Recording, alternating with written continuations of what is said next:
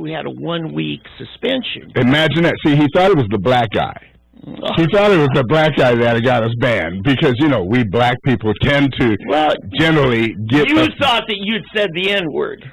What do you mean? I didn't think. I did say the N-word. Okay, but you thought that might be the reason. Yeah, I did think it. And what it actually was the black guy, but it was Terrence Williams. It was Terrence Williams. Because I would post stuff that my SoonerPolitics.org, right, name dropping, partners, bloggers would put up, and I don't censor it. I'm a platform, which is what Facebook claims to have, exemption from laws because they're a platform, not a public. Terrence Williams, another black Tulsan, by the way, which happens to be, he's a little better known than I am. Yeah, right now, it all works in cycles. He's prophesying. Yeah, there you go. Prophesy. But he had mentioned that this Chinese virus that killed so many hundreds of thousands, and that's the post that Facebook banned me for a week or suspended me for a week for. And now what are they saying in the news? Our Justice Department, Energy Department all said we are quite confident this came from the Wuhan lab. Well, Facebook, you better ban the Justice Department then. Yeah. Right? When do I get my apology? That's what I want to know. And that's the thing. Facebook. I think the day after the rapture. Yeah. That's my problem is when all of a sudden they swerve over to the actual truth that some of us have been saying all along. They never acknowledge that they made a mistake. All right. See, that's for you people on Facebook. Nobody else is going to get that, okay? Yeah. By the way, we do need to somehow get a YouTube Live, which is also owned by, that's Facebook. Or I am working on that. YouTube, Facebook, or Google? No, YouTube is owned by Google. That's Google. Okay. Facebook, of course, is the Zuckerberg, now Meta. Meta, right. And do they have they don't have a Facebook type of thing yet, do they really just do Facebook and they do Instagram, which is growing. Facebook's dying. Okay. Instagram's growing, and now they're going into virtual realities. Yeah, I don't know. I think Facebook has been picking it up. In fact, there are major recommendations to buy Facebook. And in fact, more special stuff for you live fans. Yeah.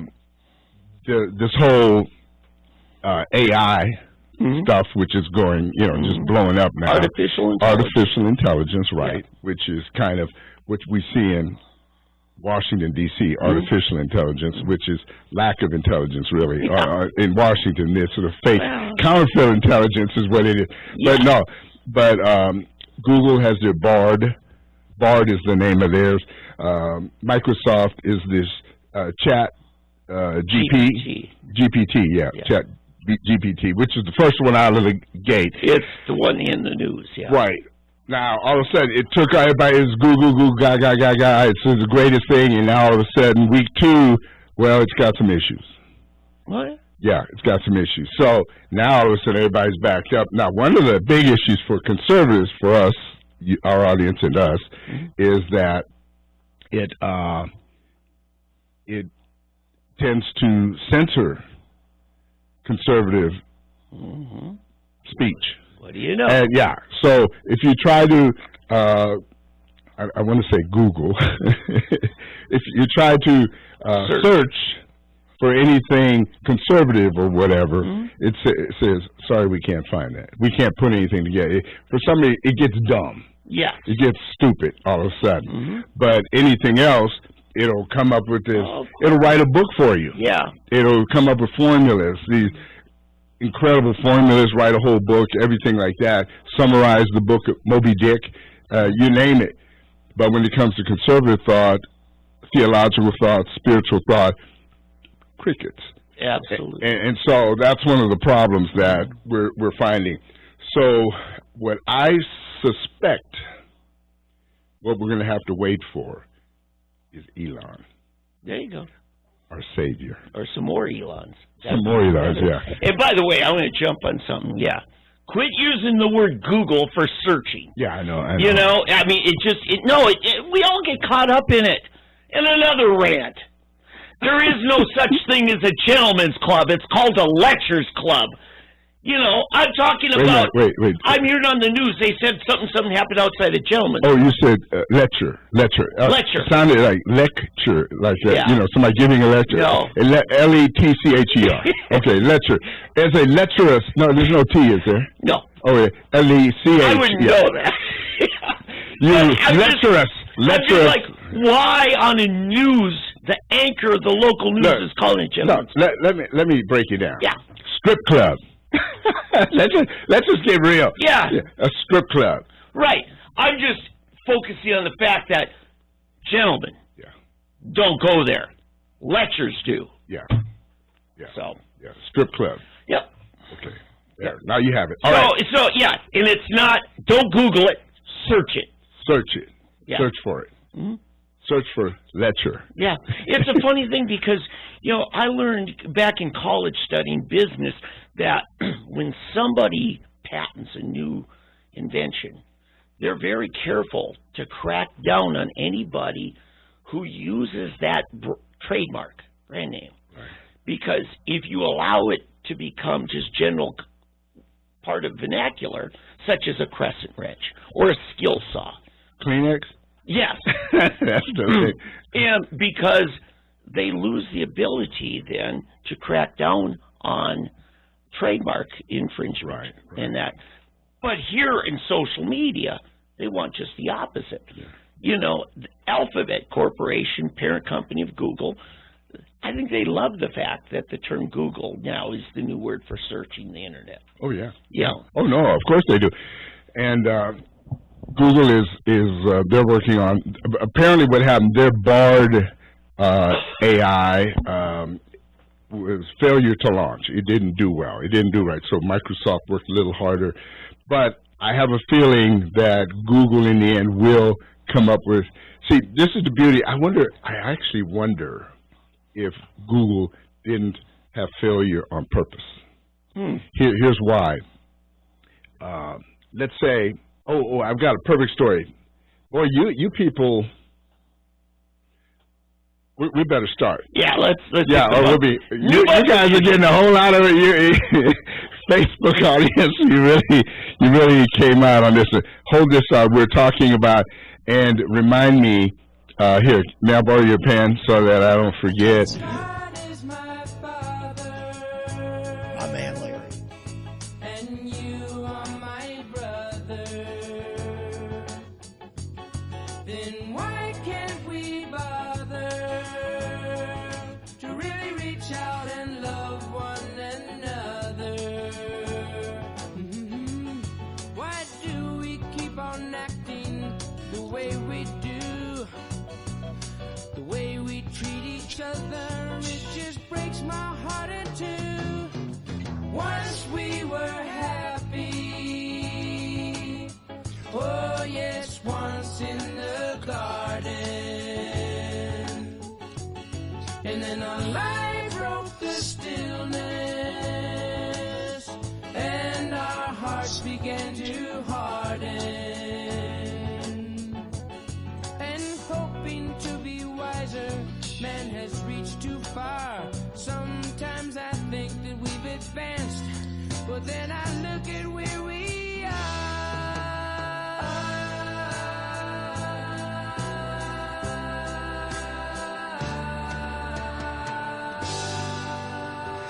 Yes, and welcome everyone to Fresh Black Coffee.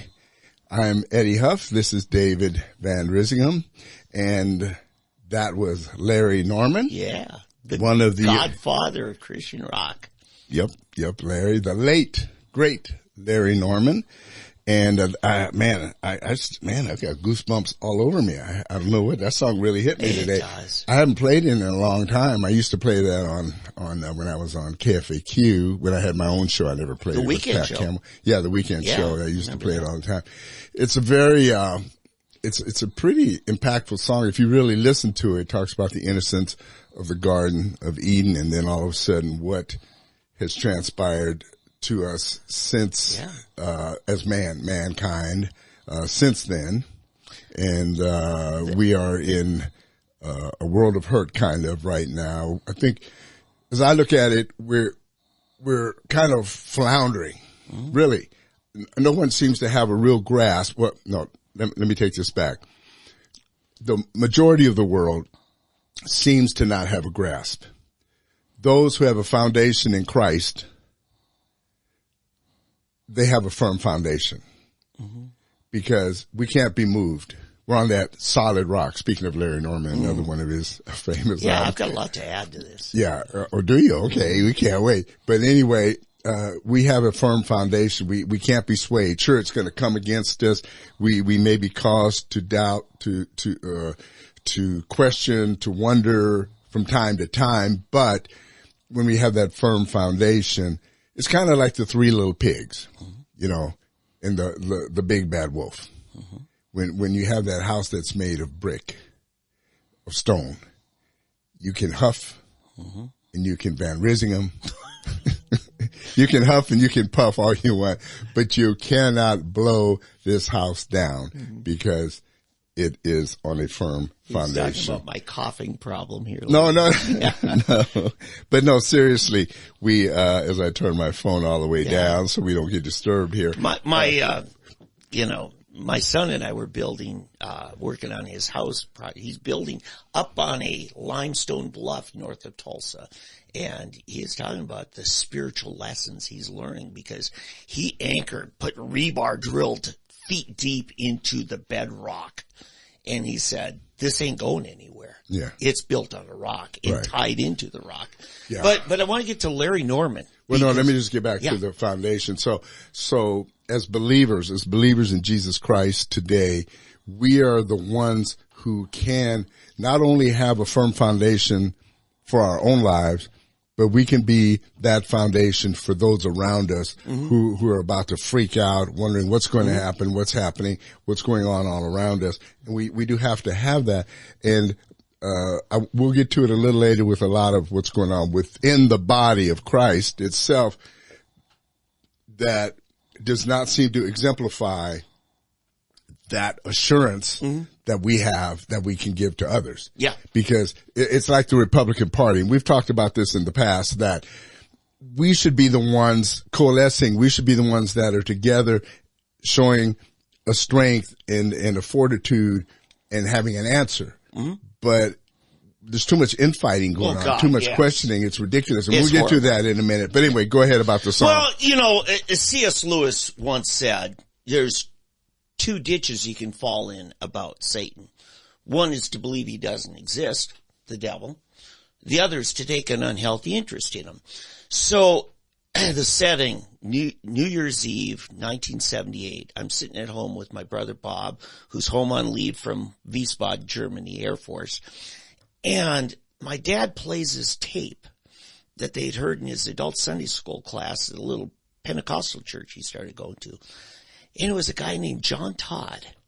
And he was talking about all these conspiracies, the power of Satan.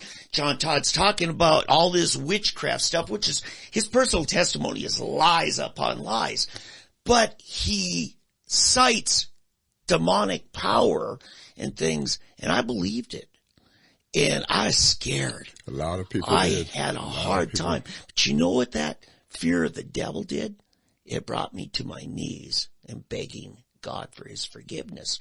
Like Evie Hill once said, the reasons I'm a Christian, number one, I don't want to go to hell. Right? So I became a Christian. And much of what John Todd talked about was how rock and roll was being used. So I believe that as a new Christian, I had a moral duty not to listen to any rock and roll. And along comes my buddies and their Larry Norman albums. And lyrics like, they say to cut my hair, they're driving me insane. I grew it out long to make room for my brain. And all the things he would say, but it was the love of God that we just heard in that song, the opener. The power of God, that's what keeps us. That's what sustains us, as the Apostle Paul said. And so, we're going to be talking about it here when we get into the Asbury revival thing and the naysayers. Yeah, and, it's almost come back around. Instead of being rock music today, believe it or not, it's that revival has now been seen as the work of the devil.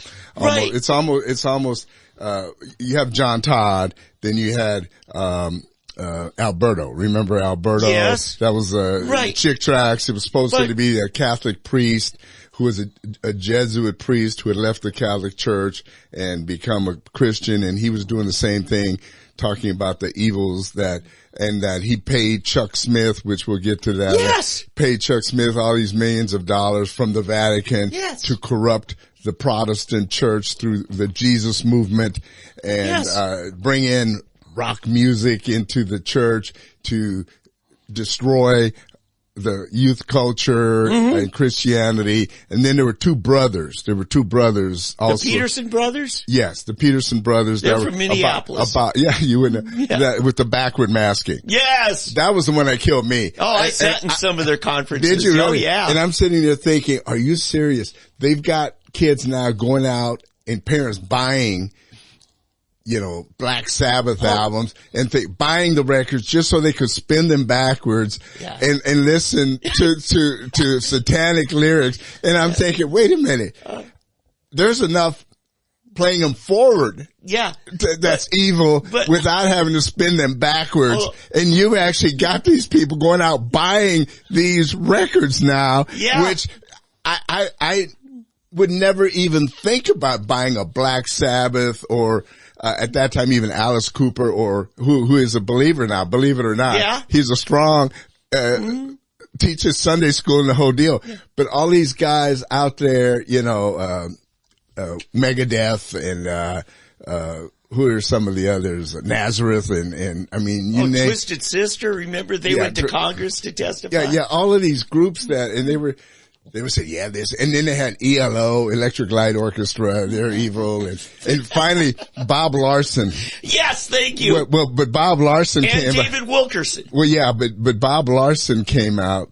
Oh, he had science. Yeah, but he changed. He finally repented. He did, but he used to talk about the syncopated beat. Right, but Bob finally realized he was wrong, and he played, one of his own, cause he did music. Yeah. And he took one of his own songs and played it backwards, and it said something, I worship you, Lord Satan, or something.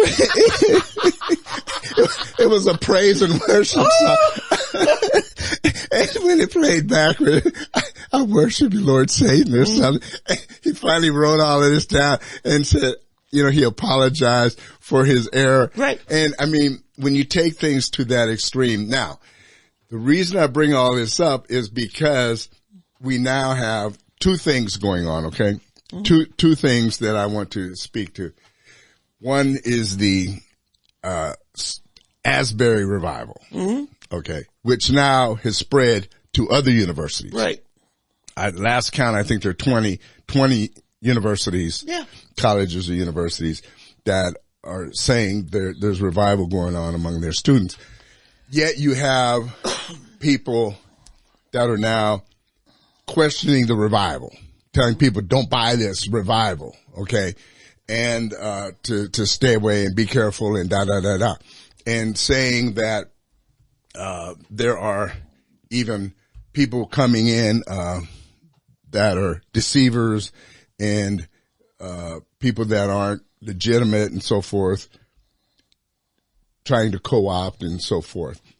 That always happens. Always. If you study church history, of course, in the first century, if you read the Bible, if you read the epistles, if you read the Gospels, there were already people coming in trying to deceive. And in the epistles, and offering money for spiritual gifts. Exactly. They were already trying to come in and corrupt the good that was happening, the work of the Holy Spirit. There were people trying to corrupt it through their own gain. It's just the nature of man. You got always someone, and it's not always money. What are the three sins, the three great sins? Well, the lust of the eyes, lust of the flesh, and the pride of life. Boastful pride of life is how some people translate it. I just make it the pride of life. Yeah. I mean, either way, but those are the three things, and you get a lot of people that it's not about the money. They just, as Jesse Jackson used to say, want to be somebody. Yeah. Yeah. I want to be somebody. At least he's honest about it. Yeah. You know, and I just want people to think well of me or big of me. I want to be a big guy. There's people in this town that are that way, you know, and in every town, in every church, in every congregation, in every movement. So that doesn't mean that the Asbury, whatever is happening there. See, my thing is this. I'm not going to drive to Kentucky to go into a worship meeting there. In fact, this is what I wrote on Facebook. If it is a revival, if it's a movement of God, it'll get to you. Yeah. Just sit back. Don't worry. It'll get to you. Okay. If it's an awakening, for example, if it's an awakening that is going to sweep the nation, it's not going to hit the border at Arkansas and go north and go around or south to Texas, and it's going to miss out. No, those Oklahomans aren't worthy. You know, we're just going to keep going. No. What you and I need to do, we need to be praying, Lord, don't pass us by. Well, the only thing you can do is make yourself receptive. Be ready. You know, be ready, right? Remember what Jesus, you know, was said about him. He went about doing good, healing all, except in Nazareth. Where his birthplace. His birthplace. And then Luke mentions the scripture, prophets not without honor, except amongst his own people. I've often had an issue with that. He's not without honor, except it's kind of like double negative. Yeah.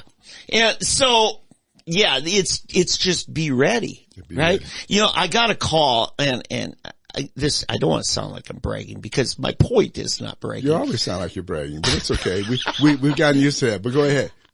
A blogger, I consider a pretty prominent person, involved in conservative politics, called me, and he's saying, you know, he's just frustrated generally. He doesn't consider himself an evangelical Christian. And he just is really having a problem with a lot of them that are so prominent in conservative movement. And he said, now, Dave, he said, you're different. You're authentic. And he said, you're not trying to push yourself as being holy. And I said, well, that's rule number one of being a Christian is you don't brag about your Christian, how good of a Christian you are. And people who make a show of their religiousness. I mean, I got problems. I got issues. I got things I'm working on. It's like anyone else. But the co-opting of any movement, we saw that in Christian music. In fact, Larry Norman talked about one time, he said, you know, back in the early 70s when the Baptist bookstores wouldn't sell your albums because it was too much of a rock and roll beat and stuff. And then Word all of a sudden came up with this phrase, contemporary Christian music, you know, and when it started becoming, you know, economically, you know, there's money to be made, then you brought people in there. Now everybody's got battles with sin in their life, but you had people that you generally have to question. I've got a perfect example. Yeah. I toured, as you know, I was a tour manager for Christian groups. Oh, big groups. And I did Striper. Yeah. The Yellow and Black Attack. The Bumblebees. The Bumblebee. They wore latex outfits. Yeah. Heavy metal. Yeah. I mean, it was arena rock. It was the big hero. They were full on heavy metal. Yeah. Okay. Why should what was it? I can't even remember the song now, the biggest one they had, but, something about the devil. Oh, I can't remember. But anyway, and I did this tour. In fact, you can find on YouTube where they played the Flevo Festival, Flevo Festival, if you want to go on YouTube and you'll see them. And I was with them there. That's in Europe? In Europe, in Holland, yeah. And we went to Germany and everything. I have to say, they were probably one of the best and most professional groups. The sound was unbelievable. I mean, this hall that the Imperials, the Garmo and Key, you name Whiteheart, others that I worked with, that was quite could not get a good sound out of the Striper sound people. Yeah. It was like listening to your stereo. It was just so clear and just like right in your face. It was loud, but it was just clear as, I mean, it didn't hurt your ears, didn't anything. But anyway, what I'm getting at. So I traveled with these guys, and I remember, I may have told this story. No, I didn't. We went to Amsterdam. Okay. And, the lead singer,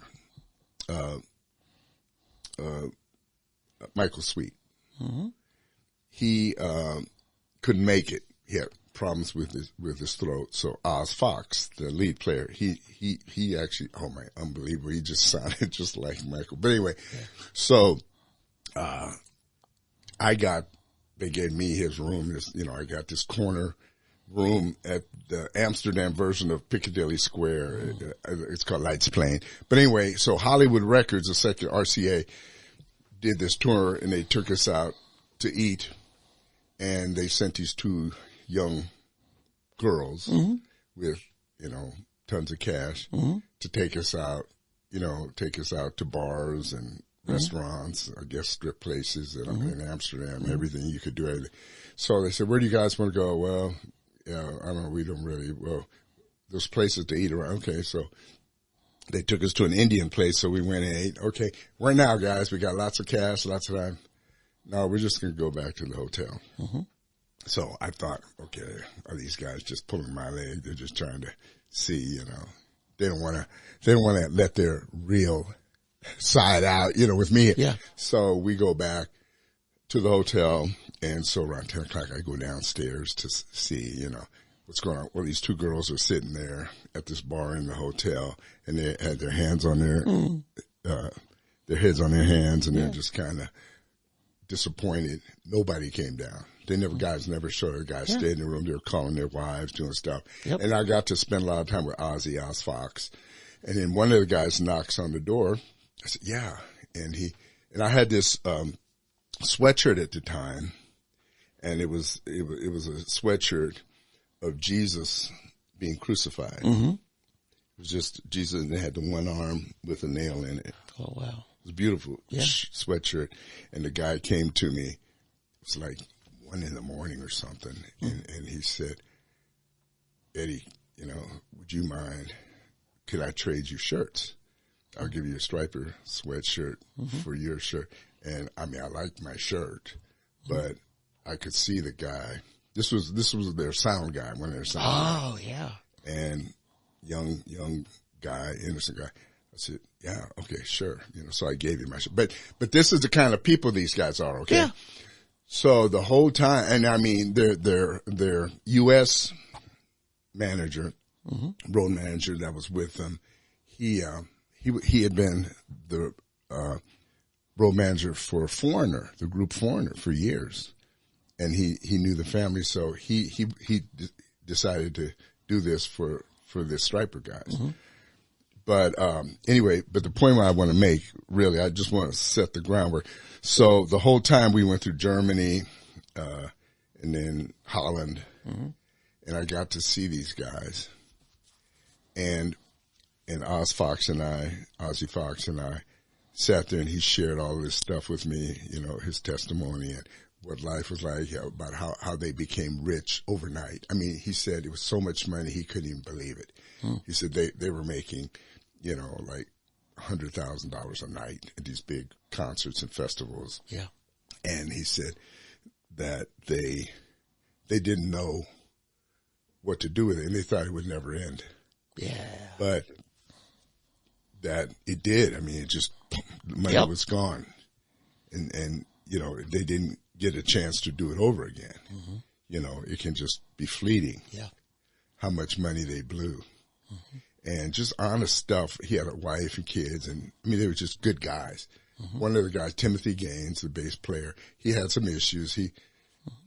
Which any group, any church, any group, any group of individuals, any human being, you're gonna have that guy. Well, yeah, that guy who just not as quite, take DC talk. They've got the one guy in the DC talk who just couldn't quite go with the flow. He just, and and others. I mean, you name a group and there's that guy, you know.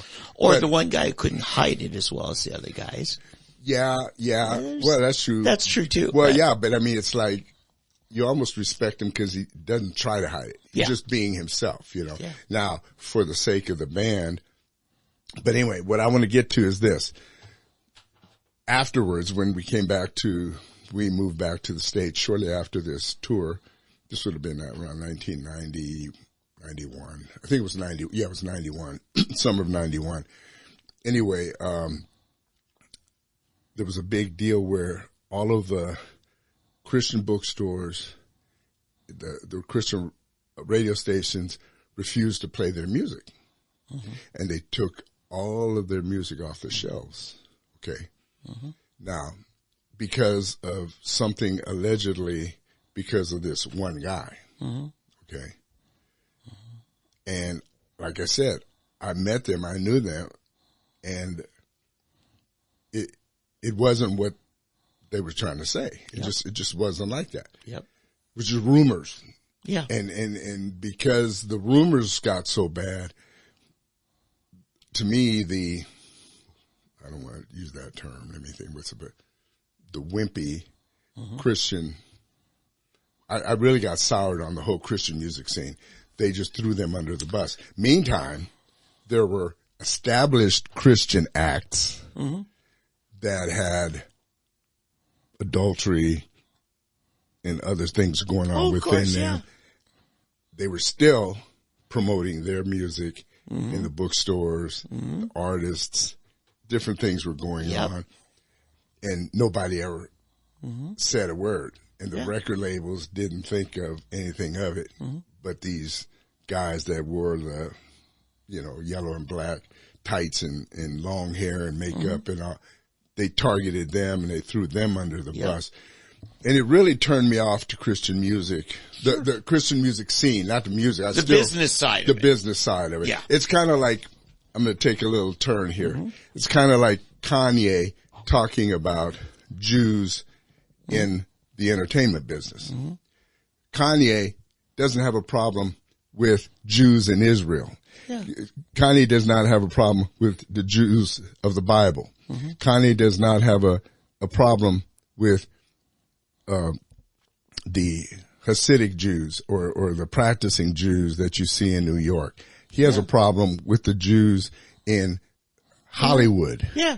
He said, I love Jews, I love Arabs, I love Muslims. That's what he said. I love Jews and Muslims. What he doesn't like is the ones who are running the music industry, the movie industry, the recording industry. And in fact, some of them are the same ones who own the companies that distribute Christian music.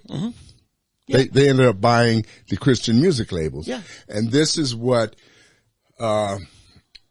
happened in the same people who were throwing Stryper on the bus, but promoting other artists that had the same or bigger problems. Yeah. And this is something that I have wrestled with for a long time in the whole Christian music scene.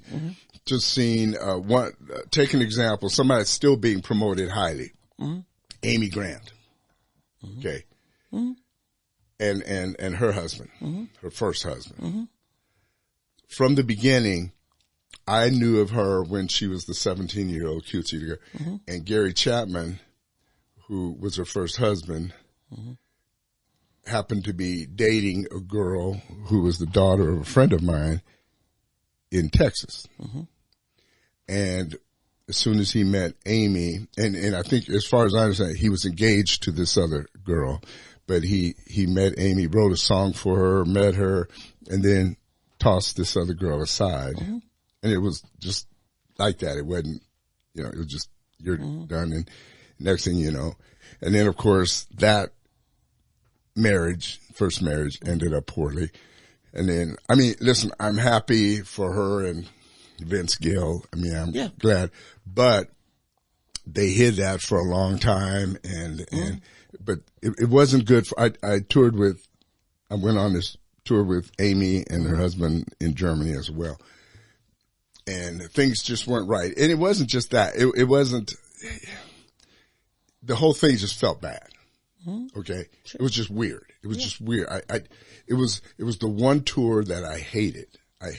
Wow. Okay. Everything about it just didn't feel right. Okay. Yeah. And the results were just as bad as everything went, you know. Yeah. I mean, it just wasn't right. Well, yeah, because, you're involved with something that's a challenge. You got to produce, when you're a concert promoter, right? Produce something that it's got to pay the bills, right? It's got to function. Nobody gets hurt, right? We don't have the Who concert in Cincinnati where people are trampled to death. You got all those logistics, yeah, and all that. And then as a Christian, you want to be sensitive to the move of the Holy Spirit. Yeah. Because that's the greater. Yeah, I'm not in this to do just concerts. Yeah. I mean, these are Christian concerts and I'm not, I'm not here so people can see Baby. Mm-hmm. You know what I mean? Yeah. Which was one of her big hits. Yeah. Yeah. Yeah. And so, in fact, that was probably around the time just after, it was her second album after Baby came out, but that's the one that crossed over and made her a big secular That was her hit. Big pop album. Right. Yeah. And this would have been after the second one, but it was just, and she's not the only one. I'm not picking on her. I'm just saying though that the Christian music scene still was just elevating her. And then another one, this is what gets me also. You have Sandy Patty. Sandy, Sheila Walsh was another. Yeah, but take Sandy Patty, okay? Mm-hmm. Sandy and her husband had some issues, okay? She ended up getting a divorce. Yeah, no, he was also her manager. Right. Right, yeah. She was going through some mental health issues about that time, too. Yeah. I'll tell you, Sandy Patty and John, her husband, I have to say, were two of the nicest, most wonderful people that I ever worked with. Yeah. And I'll tell you, I have a funny story there. So I'm in Nashville at Gospel Music, so GMA week, and I get on an elevator, and these people come on, and I say, "Hi, how are you?" I'm trying to be nice, and I'm nothing, so they go over here, stand against the wall, just didn't even want to talk to me. They just, you know. And so, excuse me. So I sit there. So we hit the next floor. Doors open. There's Sandy and John. Eddie, hey. And they come running up, and she hugs me and we talk. And the people over here that had just ignored me, they're having fits. Oh, there's Sandy Patty. There's Sandy Patty. Oh. They were wanting to meet Sandy Patty, But the whole time, Sandy and John are talking to me. Yeah. They're facing me and these people are behind him.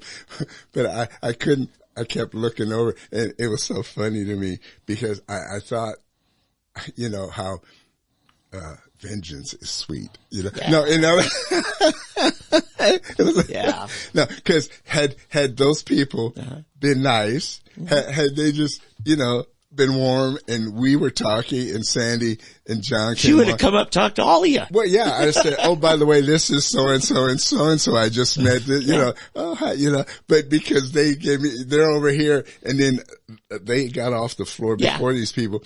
And so, love you, Eddie. And they get off and they're gone. And, and these people never got a chance at all. I mean, John and Sandy never even acknowledged, never even looked at their way the whole time. But it was just how that happens. It just showed me you've got to be nice to people all the time. All the time. But no, honestly, it's one of the greatest shows I've ever seen in my life. Yeah. By herself. Yeah. There was a piano player, and at first I was a little upset before they were coming because I'm used to bands, and she wanted 100 lights, okay? And I'm used to, I don't even do 100 lights with a band, And so she wanted, we want 1,000 megawatts of lights, and I didn't realize that every light was like 10 megawatts or something. But so when you do 1,000, you multiply, times 10. But anyway, so I'm thinking, oh man, you don't need that, do we? Well, we don't have to have it, but it'll sure make the show better. And so finally, in the end, I said, okay, I'll go ahead, I bet. And I went on and I gave them what they wanted and the sound system and everything. And man, am I glad I did, because what they did with the lights, it was just her by herself, 2.5 hours. And I've never, one person by themselves on stage for 2.5 hours. Yeah. The way she sang, the way she engaged the audience. I'm getting those goosebumps again. Yeah. Never seen anything like it. And the way that her lighting guys, who also travels, she had a lighting guy, a sound guy, and then her piano player, and then she and her husband. Yeah. But she did this thing where, on the Via della Rosa, and she's singing, and she stands like this, and the light, only blue, got all these colors, but only blue surrounded everywhere. Her arms, her frame. Yeah, mood lighting. Was lit up in blue. Yeah. Like a cross. Yeah. And I'm sitting back and thinking, how did they do that? You know? It's not the first time they did it either. Well, no, obviously not. But I mean, I'm thinking, how did they do that? And then I was so sad. I said, Lord, am I so glad I splurged for that. But then we would go to the, afterwards, and we'd go, is everything okay? Are you okay? You're not losing any money, or you're not this, you're not that. I mean, it's like if anything had gone wrong, they would have paid for it. Wow. I mean, yeah, seriously. I mean, it was like, I felt bad. I wanted to repent. I wanted to repent for questioning, because I'm so used to some of these artists. Yeah. Just how petty some of them are. Yeah. I'm not going to mention any names, but there's some out there that. Oh, yeah. They're nuts. Can I say, I saw, going back to Larry Norman, the opening bumper. I think I went to maybe 5 of his concerts. One was here in Bartlesville, Wesleyan, back before Everett Piper's days there, way back in the 80s. But yeah, his concerts, I say concerts, would go 3 hours. Just Larry, acoustic. I never did see him with the full, solid rock band. Some of my buddies did. But he'd be in the middle of a song, and he'd stop and start talking about the point in the song. And he might go on 20, 30 minutes. And then he'll pick right up in the song where he was and finish the song. And, but because to him, this is ministry. This is really trying to. Yeah, I made a mistake with Larry. We had him at one of my festivals, and I said, Larry, okay, now you got an hour. Okay, so, we got some of them. We're behind already, so see if you can tighten it up. No! Larry was going to go until Larry is finished. Yeah. And I'm sitting on. Yeah, I know it. Yeah. He's just going. He's going. There's somebody like that in politics, Jim Inhofe. Oh, I thought it was Donald Trump. When we would be putting on county conventions, and we get Inhofe. And finally, somebody said to me, I didn't say this, but it's brilliant. He says, if you give Jim Inhofe 10 minutes, he'll take 30. You give him 45, he'll still take 30. He's set in what he's going to, a package he's going to deliver. Some people that's the only format they know. Yeah, I'm saying, where's the hook? Somebody grab it, cut the sound, and but Larry was Larry, and man, I tell you, but. Yeah. This last time I did one, it was 91. Yeah, it was 91. But those were the good days. Those were the glory days of CCM. Okay, let's talk about that. Truly, the Jesus movement. Yeah, let's move into the revival. The Jesus movement. Yeah. Because it was a true revival, and guys like Jack Hayford, Chuck Smith, they had their naysayers too, because it didn't look like the last revival that the naysayers recognize. When was the last one? Well, you see, there was the healing revivals of the 50s, right? Well, and of course, you had the big Billy Graham crusades. Well, yes. That's what had happened. People had gotten into this whole, excuse me, but people had gotten into this mentality of this is how we do it. In other words, Billy Graham comes, does a crusade. Yeah, it's a formula. 50,000 people at a crusade. He moves on. Now, you know, you come back in 2 years, where are those people? You know, they may be, we don't know where they are. Yeah, but Eddie, on a local level, in a community or region, revivals hit all the time. Revival on a national scale, to hit an entire culture, that's a little more rare, okay? And what people are looking at, now, to me, nobody can question the authenticity of what happened on the college campus in northern Kentucky, the Asbury University. Well, wait. I know, they're going to try. They can. Well, they ain't there. They can question it, whether or not it's a legitimate question or not. That's another thing. I'm just saying, right, people are questioning. I'm just saying, we have local revivals happen all the time. Right. The church that I, bowed my knee and accepted Christ in, a revival started out, and fact is, within 3 months, the 2 fastest cars in the county were parked there every Sunday morning for church. You know, the rednecks, the ruffians, the guys who were in trouble with the law. See, that's a testimony of the legitimacy of the work of the Spirit. Yes. Not just how many, but who is getting saved. Right. That's a part of it too. Because some of those people were my family. I'll tell you how I had been saved already, and I used to read vociferously. I mean, when I got saved, which right in itself is a work of God, because before I got saved, I just didn't read. I just did not read. If I didn't get it off TV or the radio or music, but when I got saved, I just started reading and reading and reading and reading.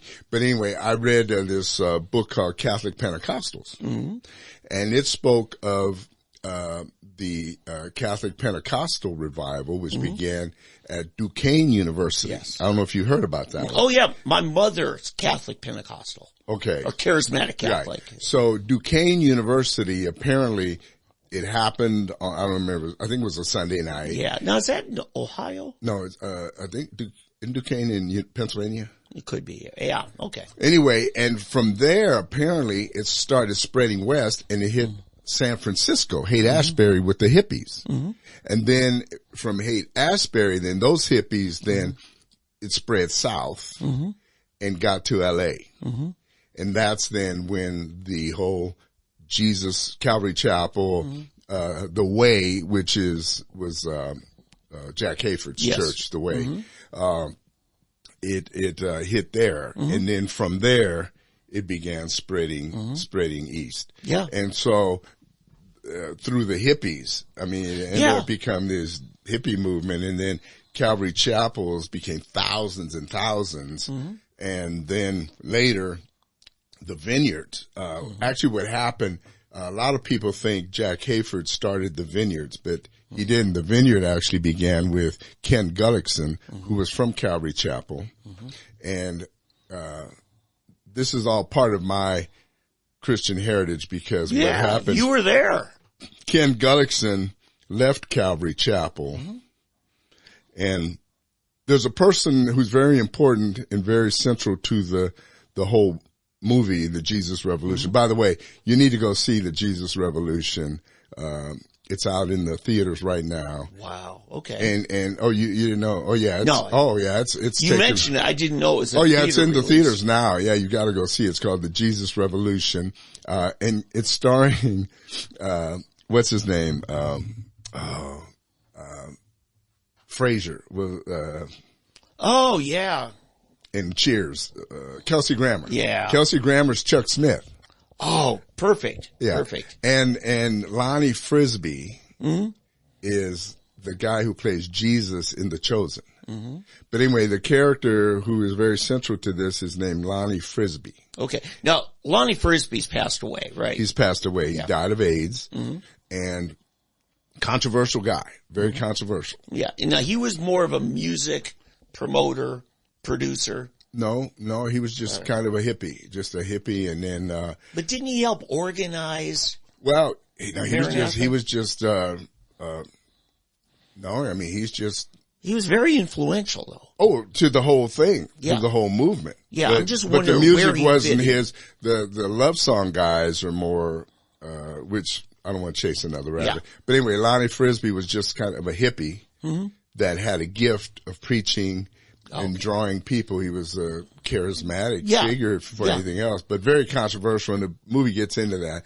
And he had some real struggles with some bisexual issues from his childhood. He'd been abused and some different things. That'll do it. And you would know from your mental health stuff. But anyway, so he traveled the world. I mean, but everywhere he went, people were led to Christ.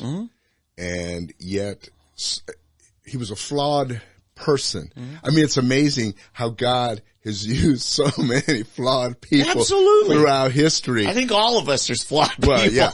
Depends how critical you want to be. Ken Gullickson was one of the original leaders at Calvary Chapel. And they had these community houses that they set up with guys' houses and girls' houses. And they were, I mean, very strict on, morally and everything. Yeah. But Ken then, some of the guys from El Paso, Texas, went there, pastors' sons and things that were struggling with their faith and everything. They went and they got saved and got turned on. Well, they came back. Yeah. And then Ken Gullickson came with them and set up a Calvary Chapel like church. Well, it was actually a fellowship. It was called Jesus Chapel instead of Calvary Chapel. And that's where I got saved. Yeah. And then Ken went back to California, to Sherman Oaks, California, which is right by Beverly Hills. And you got to listen to it because this is very important. I mean, it's amazing how this all pans out. But he starts in Sherman Oaks, the Vineyard.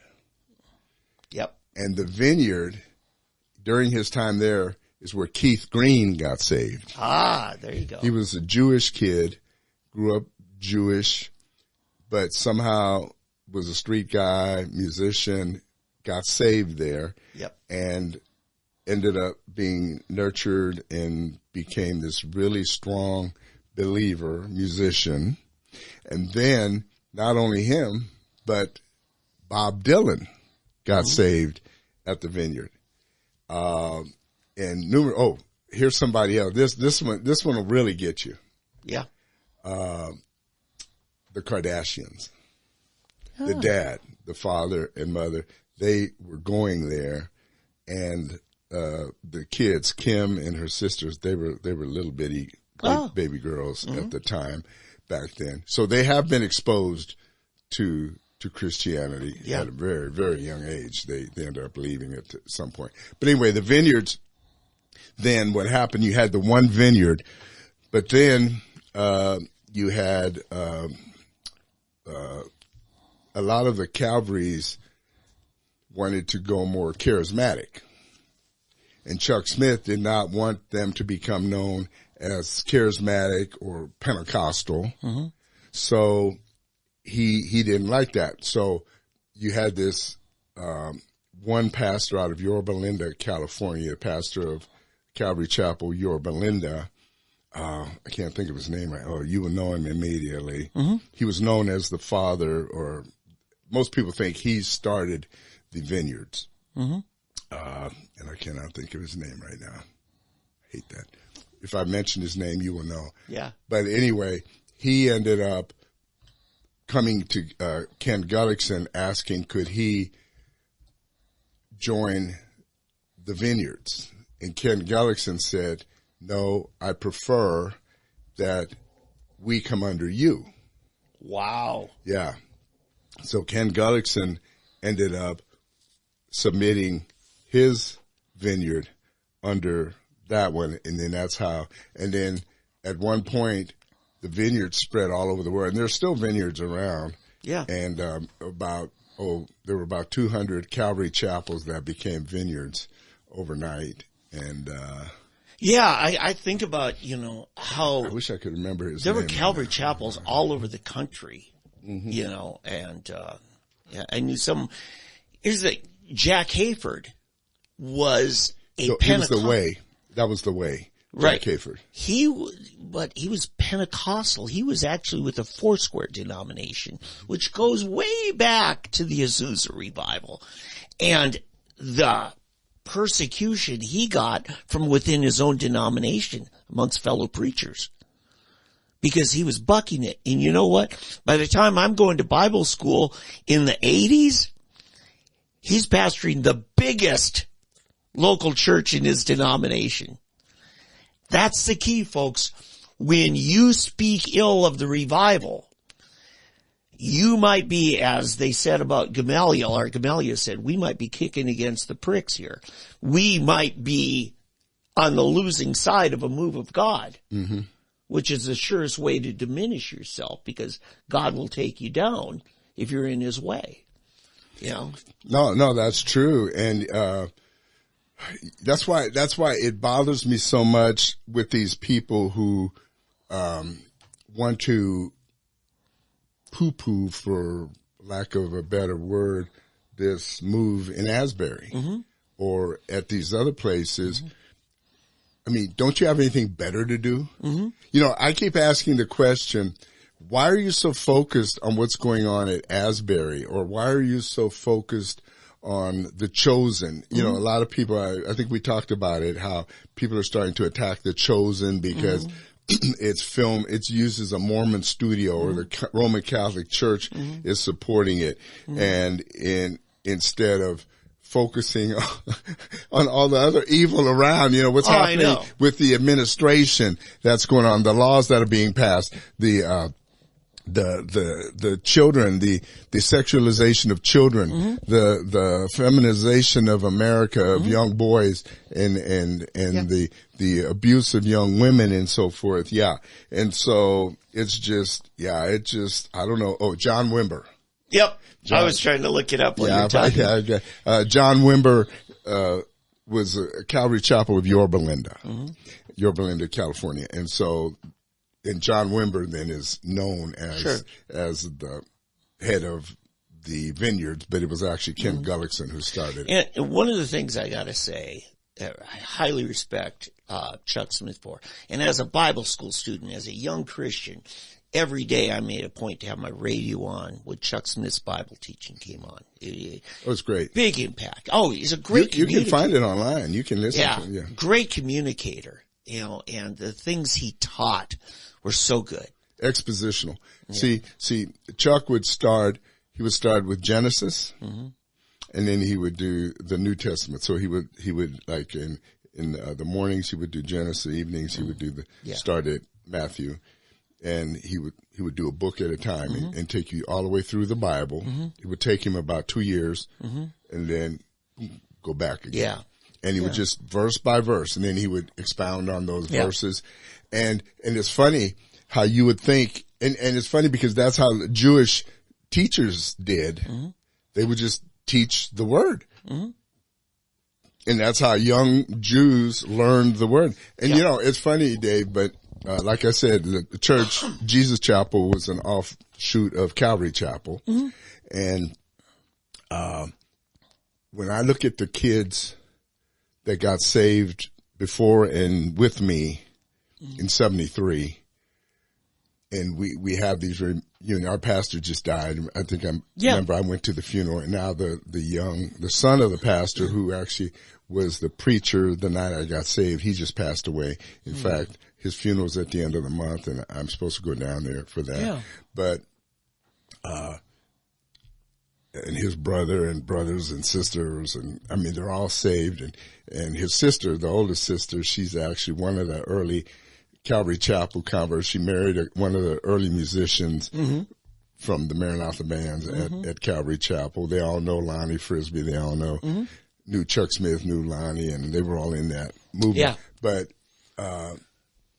they're all still walking with the Lord. Mm-hmm. And what's funny is there was another church in town that came up, a more Pentecostal one. Mm-hmm. And so many of those people, they've all fallen away. Mm-hmm. But the kids from Calvary, kids from Jesus Chapel, they're still walking with the Lord. And it was just a simple, just teaching what chapter and verse. You know, it's funny how that works. I think of, 1 Corinthians 12, where Paul says, that he was worried for the people that they would be deceived and corrupted and taken away from the pure simplicity of Christ into these deeper things. Because I have a lot of people back in those days used to call Jesus Chapel the baby church. You're still getting that baby food. We're into the meat over here. And it's all of us guys that were on the baby food. We're still walking with the Lord. I mean, it's so crazy that those of us who ate the baby food are still walking with the Lord, still married. You know, our kids, most of us, our kids are all walking with the Lord and doing well. And you know, the other, you don't know what happened to them. One of my instructors at Bible school was teaching us. He said, we're charismatics here. We're Pentecostal. And many times we're more focused on how high you can jump spiritually than how straight you can walk. And he said the Baptists focus more on how straight you walk, but they pretty much outlawed jumping. But there's such a truth there, you know. And in fact, another guy who was on the radio at that time from California, Chuck Swindoll, was a great pastor. And he talked about the challenges he had. He said, I could talk about, you know, Sunday night, come on back for evening service.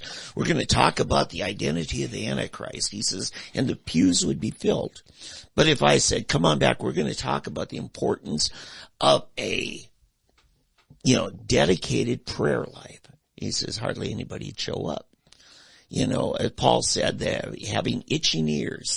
There's certain things they want to focus on because it's great. But, you know, being a lasting Christian who can handle the storms, can handle the hardships of life, you know, it takes those fundamentals and disciplining your life and reordering your life, things that are painful to undergo.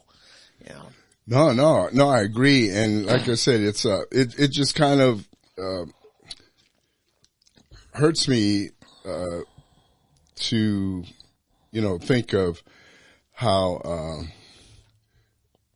in the body of Christ, and we're just going to make this a more spiritual show this week, or speaking on those things, but how there's so much division, over things that don't need to have any division. Yeah. You know, we're talking now, let's say about, and they're all related. You know, we started talking about Asbury revival, okay, or revivals in general. I've been discussing, debating in a sense with someone. If I mention name, most of the people watching this or listening to this will know his name. He's fairly well known. He's got a podcast and presence online, particularly here in Oklahoma.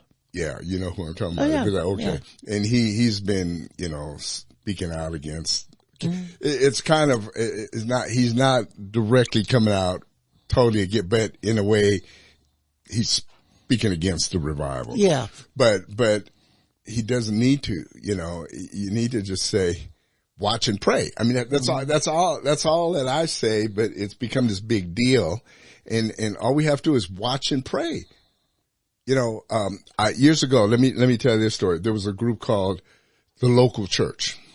I don't know if you've ever heard of Watchman Nee. Yes. Okay. Watchman Nee was a Chinese, believer. And then he passed away, but there was another guy that came after him named Witness Lee. Now, Witness Lee was a little different, and he got off into some mystical kind of different stuff.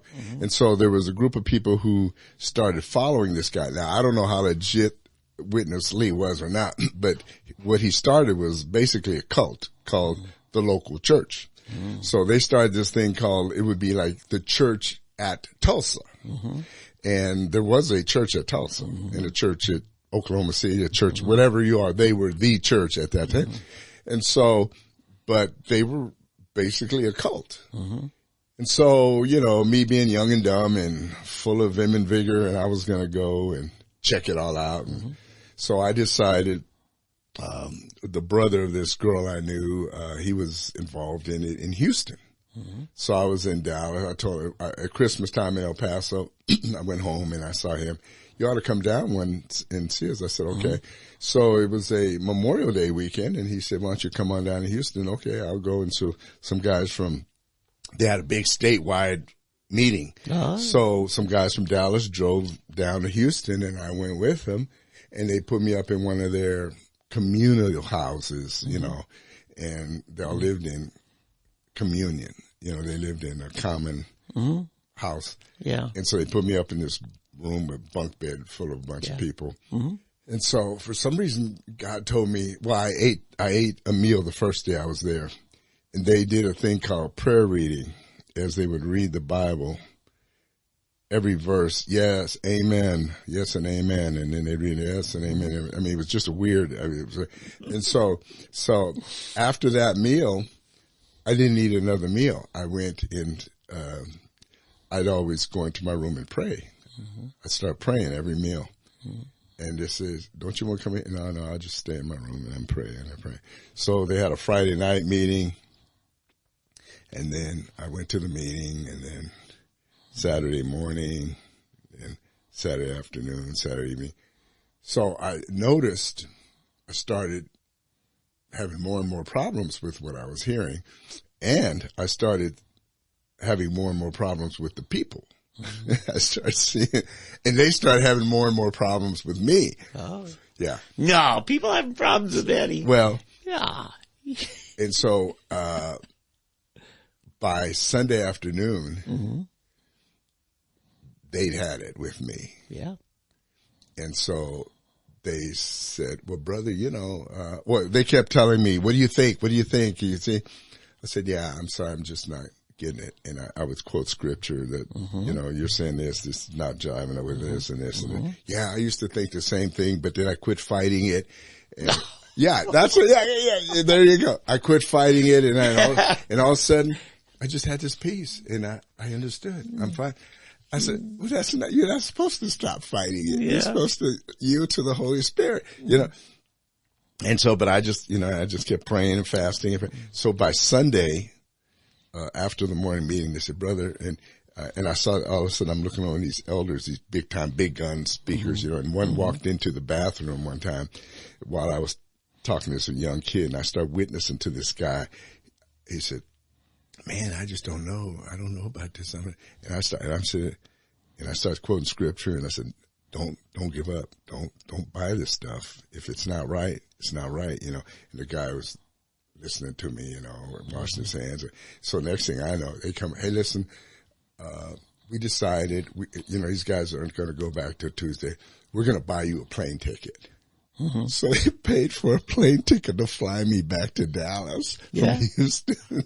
Wow. Yeah, I didn't even have to wait. They knew they needed to get me out of there. Yeah. Because I'm now preaching to their people to get people going the other way. But it just showed there was a spiritual darkness in that place. I mean, so, but, you know, that's the thing. See, God, if you seek him and he'll make it. Yeah. When you said cult here, I think the thing that we're getting at is when you're in a spiritually oppressive place where they want to exercise authority over how you think or the whole narrative. Right. And that's, you know, being just hyper controlling of people.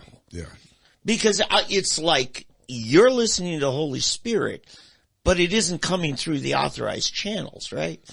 You know, that's the control. And there are a lot of churches, even if their doctrine is so-called correct, sometimes they can get so off in air because they're so focused, you know, in an imbalanced way. Oh, yeah. It was so impressive, Dave, that when I was really, I'd never been in a battle like that. And so when I got back to Dallas, you know, I had my pastor and all the people around me. I mean, I just had them lay hands on me and pray for me because it was that bad. I said, they got to get whatever this is on me, get it off. Yeah. Because I could feel it just still. Yeah. And I'll tell you, between my first and second year in Bible school, I went to Jesus People USA, Christian Commune in Chicago. Yeah, 'cause I had a good friend there. And, I saw things where this friend of mine is a, smart, very intelligent, college-age guy, and he couldn't think for himself. He had to get permission for things. Fact is, the woman he married, he had to have their permission to marry her. Yeah. Things like that. That's just oppressive. Yeah. And then anything he got, he had to give to them. Yeah, it was a common purse, they Yeah. call it. Right. Yeah. It's funny, because, I used to, one of the groups that I did tours and dates with was Resurrection Band. Yeah. And so I traveled with the Herrings, John and his wife,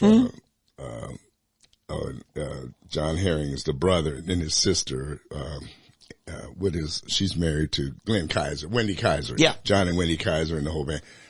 And we would have those discussions, about the common purse and this and that. It was weird because they were great people. They were fun to be around. Yeah. They were really easy going. But I think what was different for them, to me, was that they were able to get out. See, they were able to live a little differently. They were able to live freer than the people that were in the actual community that weren't as free. Right. There was another one. You remember Servant? Yes, Out Servant. of Washington State. Yeah. Or is it Oregon? Somewhere up Yeah, there. it was in the Northwest. In the somewhere. Northwest. And they made their money picking apples and things. Yeah. But they had the common purse. It was the same type of thing. Agape Force was another. Yeah, got before. Yeah, a lot of these that, they had the right idea. I think they just got carried. I don't think they were necessarily evil. What was the other thing? Not evil, just wrong. Yeah. And it was. But you're coming out of the hippie movement. Yeah. Some of that, communal lifestyle of that just kind of bled into it. It's too easy though to have some evil person or person with the wrong motives take advantage of that. And that's the tragedy when you get into that. Yeah. And YWAM, Youth with a Mission, for a while went down that road to where they were even branded as a cult by some people because they were into the whole thing of submission. Where too heavy-handed authority. Like it was almost the same thing. Everybody's afraid to choose their own way. In fact, I remember this guy telling me about a guy from South Africa, and he had left YWAM, and they talked to the friend and said, "Oh, so you got married?" He said, "Yeah, praise God, I had the wonderful privilege of and rare opportunity to choose my own wife." Making it rather they didn't have to submit it to the authorities that we feel it's God, and they have to. Well, we don't think it's right. Yeah, and the term that came up then was shepherding. When you're starting to choose, the spiritual leader making choices for husband and wife, Right. for them. Right. It just, it goes too far. Yeah. So anyway, but, if you get a chance, go see the, movie, Jesus Revolution. And, again, Kelsey Grammer plays Chuck Smith. Yeah. The guy who plays Jesus in The Chosen, he's Lonnie Frisbee. Couple of fantastic actors. Yeah. And then some other, but, I haven't seen it myself. My wife's been out of town, so I'm waiting for her to get back. So it's her birthday tomorrow, so I want to take her when we go. And, I'm looking forward to it because it's my era, my time. See, you and I understand the shepherding things. We don't allow the church to make decisions that our wife should be making for us, right? Really? Yeah. So when you go into the movie, when she says I can. No, I know, because your wife likes to go with you. And my wife's the same way. Hey, wait, let's go together. Yeah, like for example, she's out of town, so we've got these TV shows. I'm at home alone, and I can't even watch these shows that I want to watch till she gets home. No, I know. And then she gets home, and I said, "Let's watch." Oh, I already watched these with the kids in California. I'm sitting here waiting to watch these because I don't want to watch them without you because you'll get upset. But you just watched them with the kids out of California. Yep. So, all right. anyway. Well, we got that done. Was there anything more you wanted to say about this local discussion you've been having online about Asbury? No, just that, God has not given us a spirit of what? Fear. But of power and love and a sound mind. Exactly. That's what I want to say to you. Do not fear a move of God. Yeah. If it's not a move of God and you're living right with Jesus and stayed in prayer, so He'll make it plain. Yeah. You'll see. What is it? By their fruits, you'll know. Yeah. I mean, is it elevating a person, a group? There's this young lady, I really liked her take on it. Her name's Alyssa something. She was with one of these Christian music groups. It was a girls group. Alyssa. Oh, I can't think of her name. But anyway, I never followed the group, but and I saw her thing on YouTube. She's really good. She's wise, and she actually went to Kentucky, to Asbury, to see what was going on. And so she says she went, and there weren't many people there. The day she went, or time she went, probably in the middle of class. And I think they've kind of tried to shut it down to a lot of people to keep it from getting crazy. But so, there weren't a lot of people there. So she said she sat there and it was quiet and everything. And she said there's a new group of people. There's a new group. I can't remember what their name is. I wish I knew. Anyway, it's these certain churches. There's a group of churches, Bethel from California. Are you familiar with them? Not Bethel sure. Church from California. Okay, there's this group of pastors they're kind of like the Christian Growth Ministries people in the 60s, that Bob Mumford, Charles Simpson, that caught a lot of flack because of the under-shepherding movement that you were talking about, the whole shepherding movement.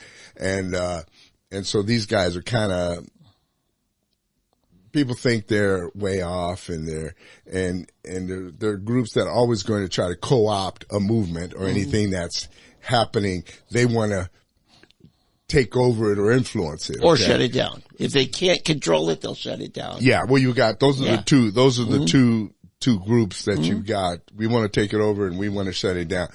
So, she warned against that, and I want to commend her for mentioning that yes, I hope the Asbury people are aware of that and keep them out of there, which I think they are. They're not going to let anybody take it over. No, get out of here. You don't have anything to do with this. So, but other than that, I mean, just let it go. If it's of God, it'll go. If it wasn't, a similar thing happened, I think we mentioned it at ORU back in 1981 or 82 when Keith Green came. And there was this movement of repentance and confession, and it lasted for about a week or two at ORU. And it was a great, mighty move of God. And, praise God. And there's people today who can trace their walk with Jesus and what happened back to that time. So all I'm saying is this: don't try to stop it. Yeah. And don't try to artificially try to push it. Yeah. Just let it go. Let the Spirit move. And above all, just pray. Yeah. And one other thing I want to say, this comes from the founder of the Bible school I went to. He said, I'd rather put up with a little bit of disorder, and yet the Spirit of God move, than have the order of a cemetery. Where there's no light, but boy, everything's in order. All the tombstones are straight, I always like to go back to Chronicles of Narnia, and the one thing that Aslan that was said, he's not a tame lion. Yeah, Aslan is not a tame lion. The Lion of Judah is not a tame lion. In other words, He's not going to do what you want him to do. He's not going to do it how you want him to do it. Mm-hmm. Trust me, I've tried to get him to do it the way I wanted him to do it, and he won't do it. And I can't, no matter how many times, oh God, why not? This is what I wanted. I want this girl. I want her this time. I want this. You know what I mean? I remember back when I was dating, you know, there were 2 or 3 girls that I wanted. I'm believing God for she'll marry me, that lady. That one, yeah. And then later, now that I look back, thank you, Lord. Thank you that you didn't answer that one. Yeah. You know, but so, no, he's not a tame lion. Yeah. He's going to move and do what he wants to do when he's going to do it. You know what I'm focusing on? My own revival. And that's really, and I'm sorry, that sounds braggadocio, but really, folks. Selfish. You've got to just like, you know, am I drawing closer to God? Not, are these people over in Kentucky? You know, what does God have for me today? You know, that's a good point. Because sometimes what God's got for you today is the same thing he had for you yesterday. But there's going to be times when he moves upon your heart. I think it gets back to that thing where, like I said, if it's a move of God, wait for it to come to you.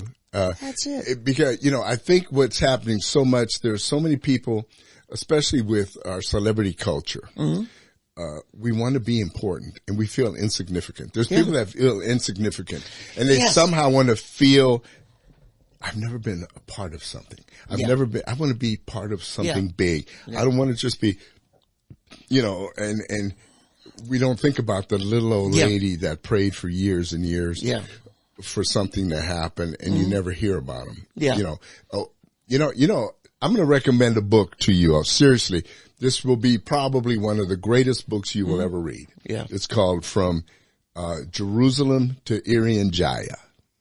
Okay. From Jerusalem to Irian Jaya. It's a pretty thick book. It's a book on the history of missions, Christian missions. Yeah. It's a church history book, but it's not about the church so much. It's about how the gospel is spread throughout the world. Yeah. And it covers everything.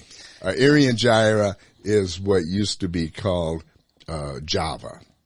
It's it's a part of Indonesia now, and New Guinea.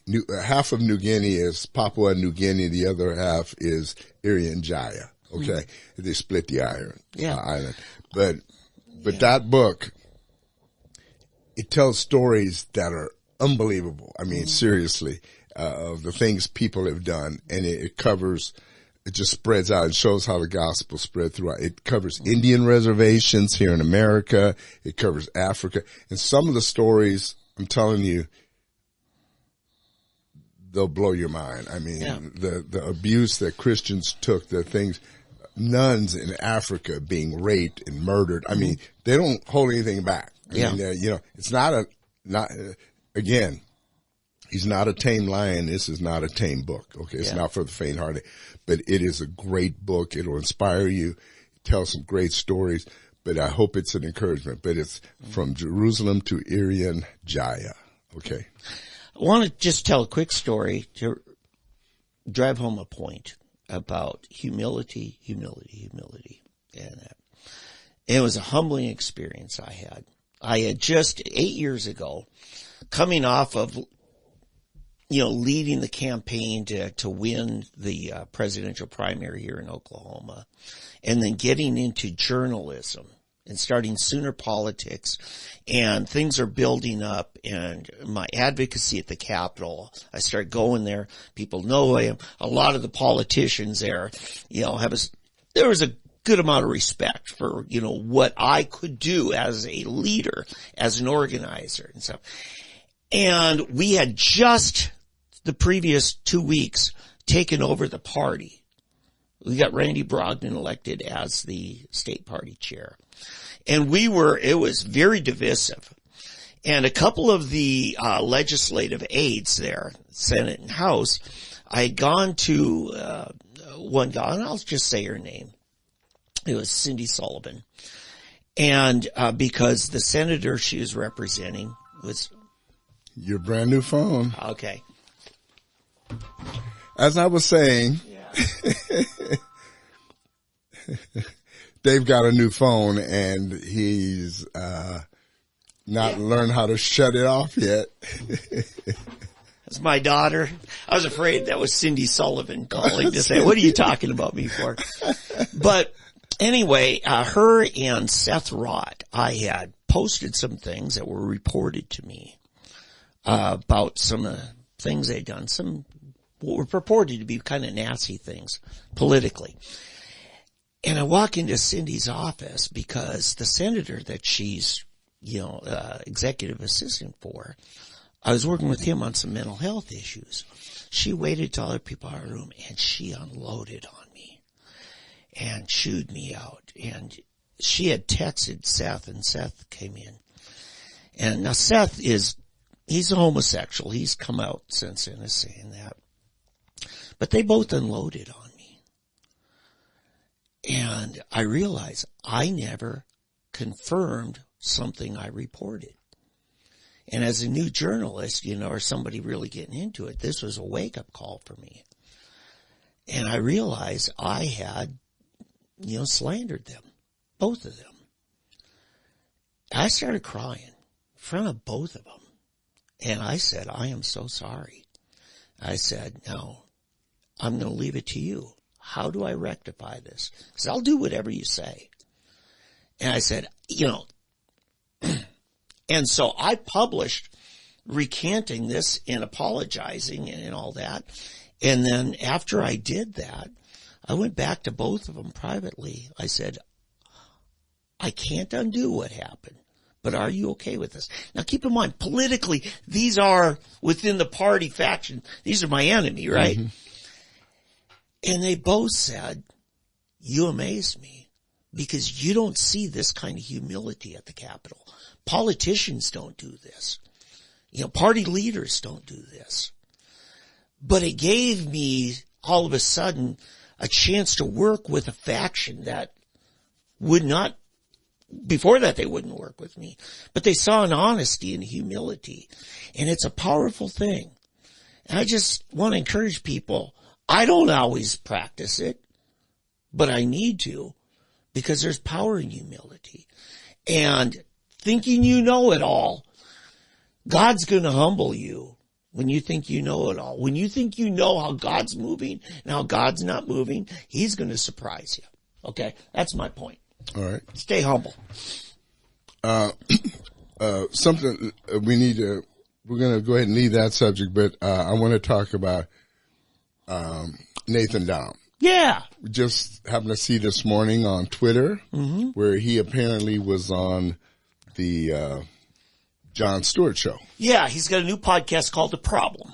And John raked him over the coals a bit for our Oklahoma gun laws, or the fact that he thinks they're too liberal. Right. John thinks we should register our guns. Mm-hmm. And Nathan decided to show up and discuss this with him. Mm-hmm. And I sent you the link. Yeah. And, I think Nathan, if you're watching Nathan, I think you blew it. I hate to say it. I think, yeah. Now I know there's some tricky editing and so forth, and that's it. And you want to do over, but you should have known that going in. But still, I think this could have been done more easily and wisely, and very simply, as I said. I would have asked John right from the beginning, let him go off on his little rant or whatever, and I would have asked him, John, do you have security? And then say yes. I mean, he would have answered yes. And so you have people that you pay to guard yourself, your family, and so forth, which we get that out of the way. Okay. Now, the average person doesn't have that. Okay, you get that out of the way. Then the other thing, he wants us to register our weapons, and so the problem is gun registration in Oklahoma costs, how much is it? Last I knew it was $75 for, I think, 3 years, to register a firearm. Or is that for a concealed carry permit? Well, I'm sorry. Yeah. Well, yeah. Now, if you have to register them, it's even probably more. Yeah, because what you're doing, you're not registering the gun, you're registering yourself as somebody who's certified. Right. Well, no, he wants us to register the actual gun. He wants the guns, and now he wants the ammunition. Yeah.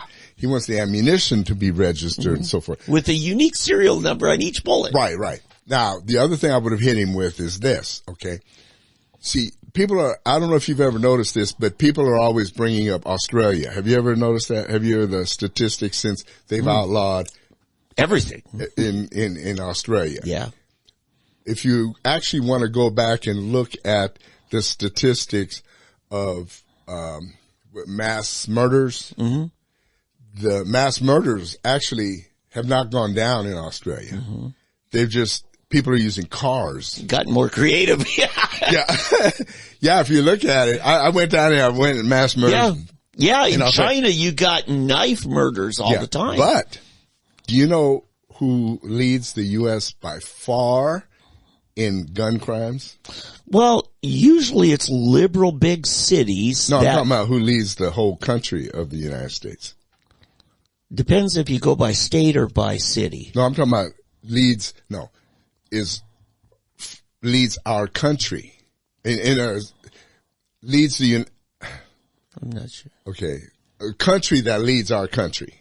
Oh, I don't know. Okay. Mexico. Yeah. By far. Yeah. And Mexico has some of the strictest gun control laws on earth. And the biggest cartel contingency. Right. And it's because the citizens are not allowed to own guns. Yep. So the gangs rule them. That's how the gangs rule them, because the people cannot defend themselves. Chicago's the same way. Yeah, that's the other thing. Every city, right. Here's what's funny too. People are always talking about how, Gary, Indiana, in Indiana, you can buy guns in Gary, which is where all the guns in Chicago apparently are bought, right? Yeah, and Gary's part of the metropolitan Chicago area. Right. But it's over in the Indiana side of the state line. Right. But what's funny is that, okay, so if Indiana does not have the gun laws or prohibit the guns as Chicago does or Illinois, then why is Indiana not the one that has all of that? They should be far worse. They should be worse. Yeah. Right. So, it makes no sense. But see, these are the things that I would have brought up with Jon Stewart that and prepared for in a conversation. Washington, D.C., Chicago, New York City, Philadelphia, L.A., all of these cities and states where you have the high gun crime. It's not your gun owners, your legal gun owners that are the problem. It's the people with these stolen guns, the illegal guns. And here's the other thing, that in those same places, what's happening, the people that are caught with the illegal guns are released immediately. What Democrats like to do and liberals like to do, they want to make more laws with less punishment. Yep. And so they want to get you, the good citizen, the law-abiding citizen, and catch you in the law to keep you from protecting yourself and doing certain things. But the guys who are breaking the law all the time, they're not going to do anything to them. And then they wonder why these laws are violated. Yeah, 1993. There was this 30 years ago, this spring. Wayne LaPierre of the National Rifle Association made the famous quote I think it was to Tim Russert. He says, "I'm convinced that the Clinton administration is comfortable with a certain amount of violence because it furthers their agenda. That they don't want to fix the problem. They want the issue so they can gain more control and take away more liberty of good folk." It's like the abortion lobby. Yeah. Or the anti-abortion lobby we talk about.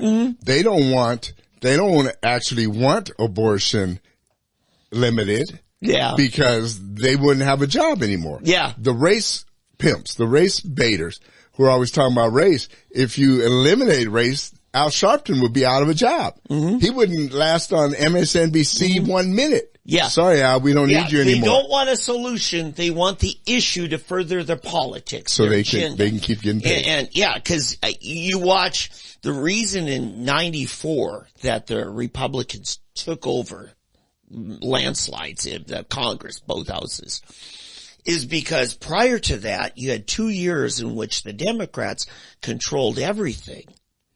And they ran on a lot of issues in 94 that people had to say, well, why haven't you fixed it yet? They didn't want to fix it. Republicans need to go on the offense. Now, I'm thankful Donald Trump is coming out. He's coming out on the offense already. Mm-hmm. And others need to do the same. Yeah. Donald Trump is coming out on the offense on certain issues right from the beginning. But one of the issues he should come out on right now would be, to me, and Republicans in general, should be the gun thing. Yeah. And the way I would come out, I would do commercials with the statistics of here's the cities, here's the state. Mm-hmm. Okay. And I would say, you may have heard that Republican states lead these states in poverty or lead this.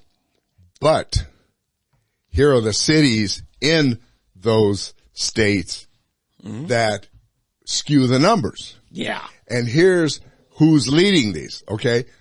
Let's take Tennessee, which is one of the more impoverished places, okay? Rural Tennessee. Yeah. Then, no, not rural. I'm talking Tennessee.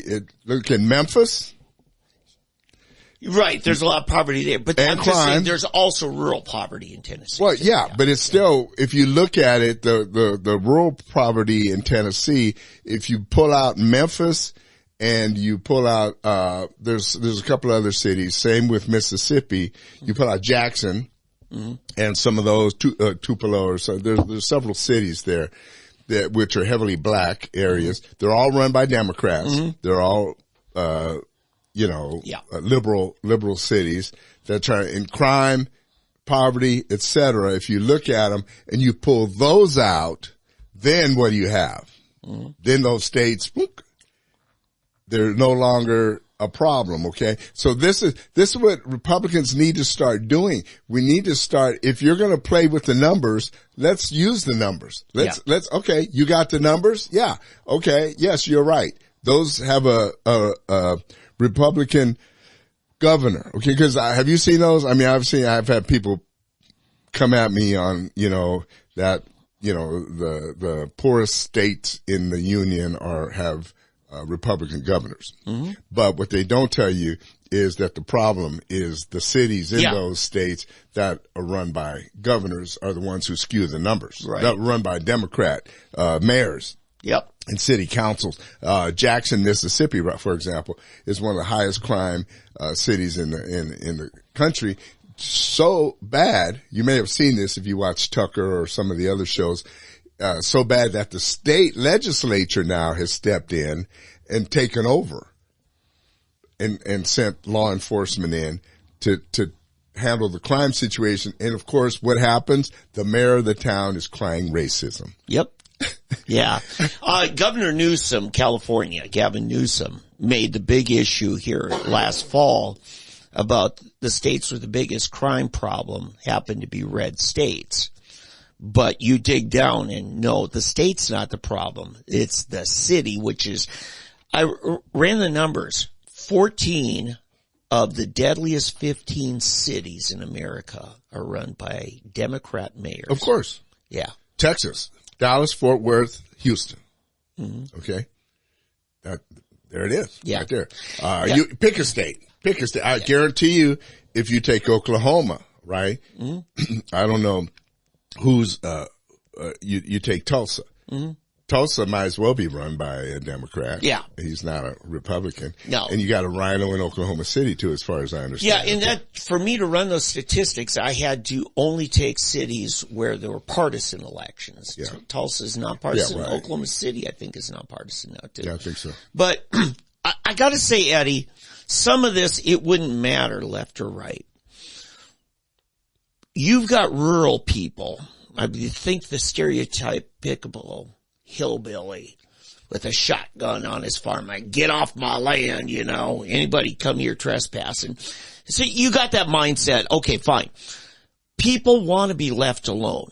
When you live in a big city where you don't just have people on the other side of your walls, but over your ceiling and below your floor, you've got a lot more issues where you have to get along with people to a much higher degree. You all of a sudden move people out to their living. Dave, I don't want to you're going wonky again, okay?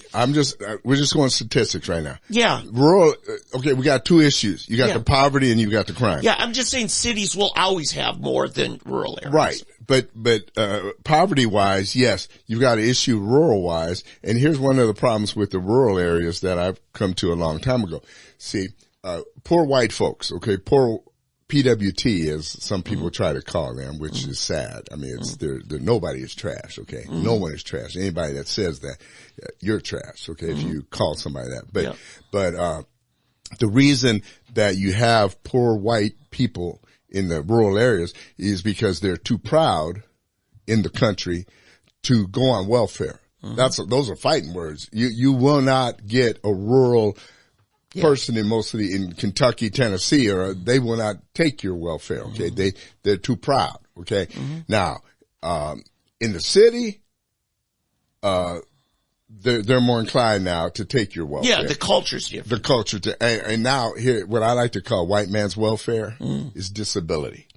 I can't tell you how many people walk in my insurance office and they're now on disability, or they're telling me, well, wait, I'm waiting to get my disability.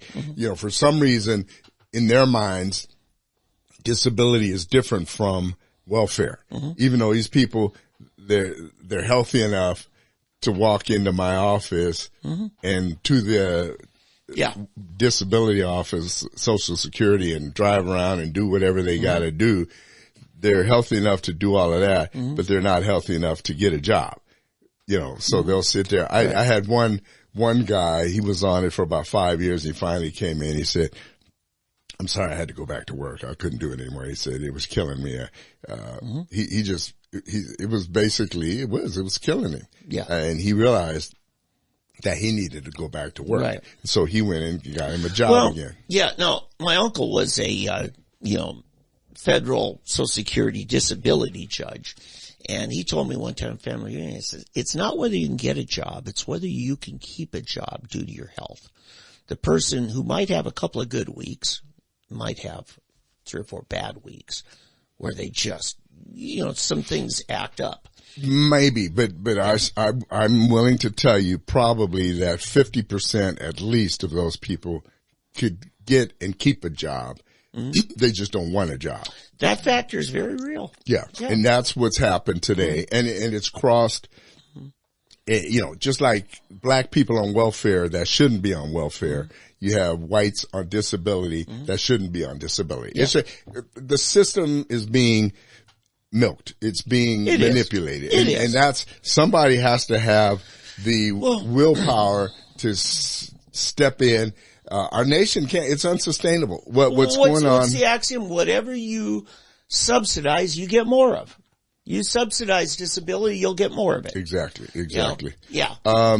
So anyway, what were we were going to discuss the artificial intelligence earlier, and I cannot remember. Do you remember we did it in our little pre-show for our Facebook audience? Yeah. You probably forgot too now. Yeah, by the way, those of you who listen on podcast, if you're with us 11 a.m. Saturday mornings, give or take, we start on Facebook raw, okay?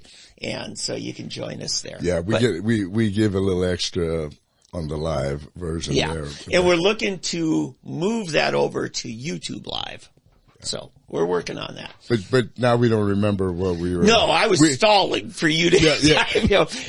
We had discussed. But I do have another issue while you want to be thinking about that. This is a real. Well, I can't think. I think I got to say, this is for our Tulsa folk. Monday evening, the Tulsa School Board is going to attempt to really abuse a license that our state legislature gave them. They have developed a practice of abusing and taking away the rights of the voters.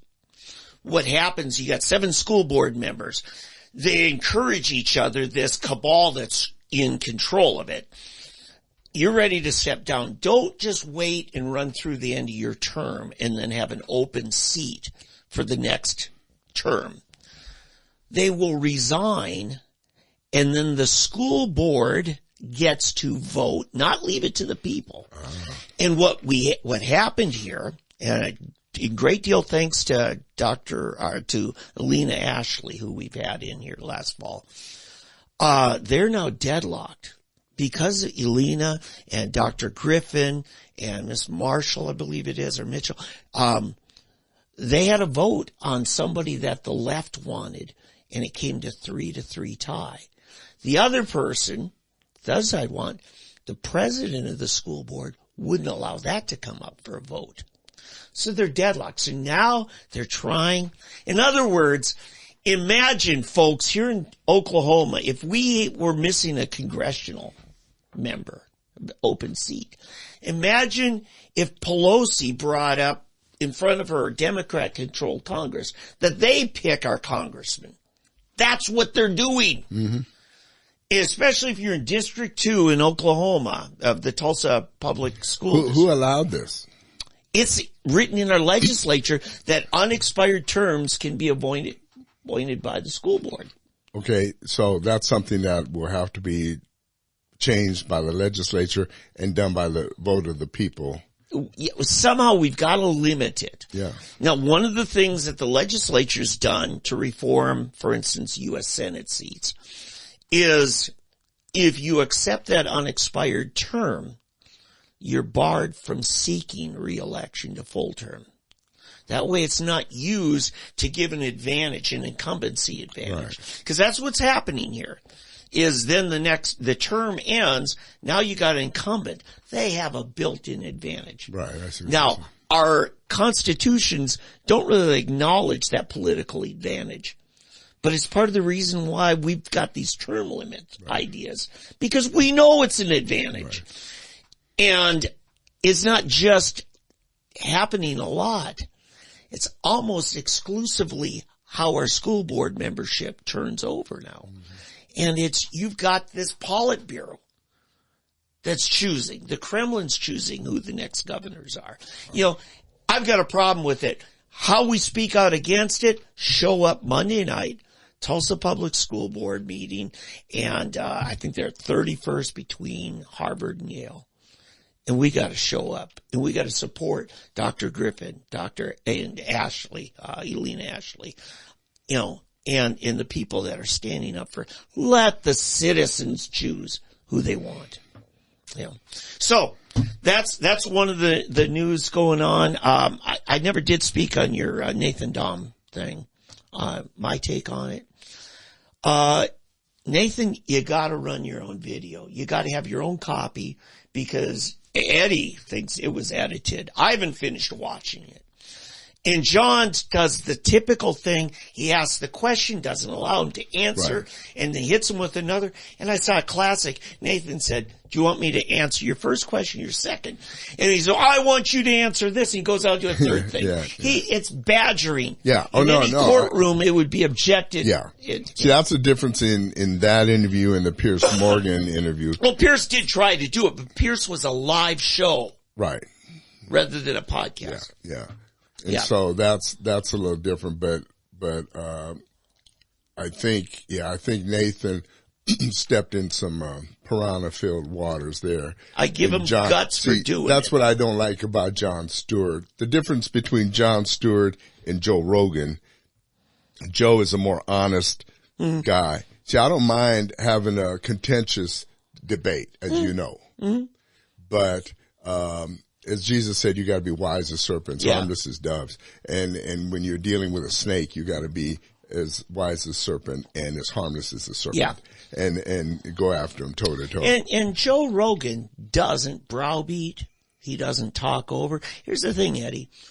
When you don't allow the other person to talk, that tells me right there you lost. Yeah. Or you're quite certain you'll lose. Oh, yeah. Because well, Jon Stewart, he's a hypocrite. I mean, he's a hypocrite. Basically, I guarantee he's got security everywhere he is, everywhere he lives. He can afford it. He can do whatever he wants. You know, the average person in inner city, Chicago, Washington, D.C., New York, Right. does not have that. The people being attacked. I mean, this week I saw video after video of people being carjacked, hijacked, assaulted on the street, shot down. I mean, it's unbelievable how people are being murdered on our cities and streets. And you're going to tell me that I've got to register my guns to deal with, and register my bullets when I'm out here dealing with these people on the streets who are, willy-nilly just carrying guns and shooting. No, if you want the Wild Wild West, I will give you the Wild Wild West.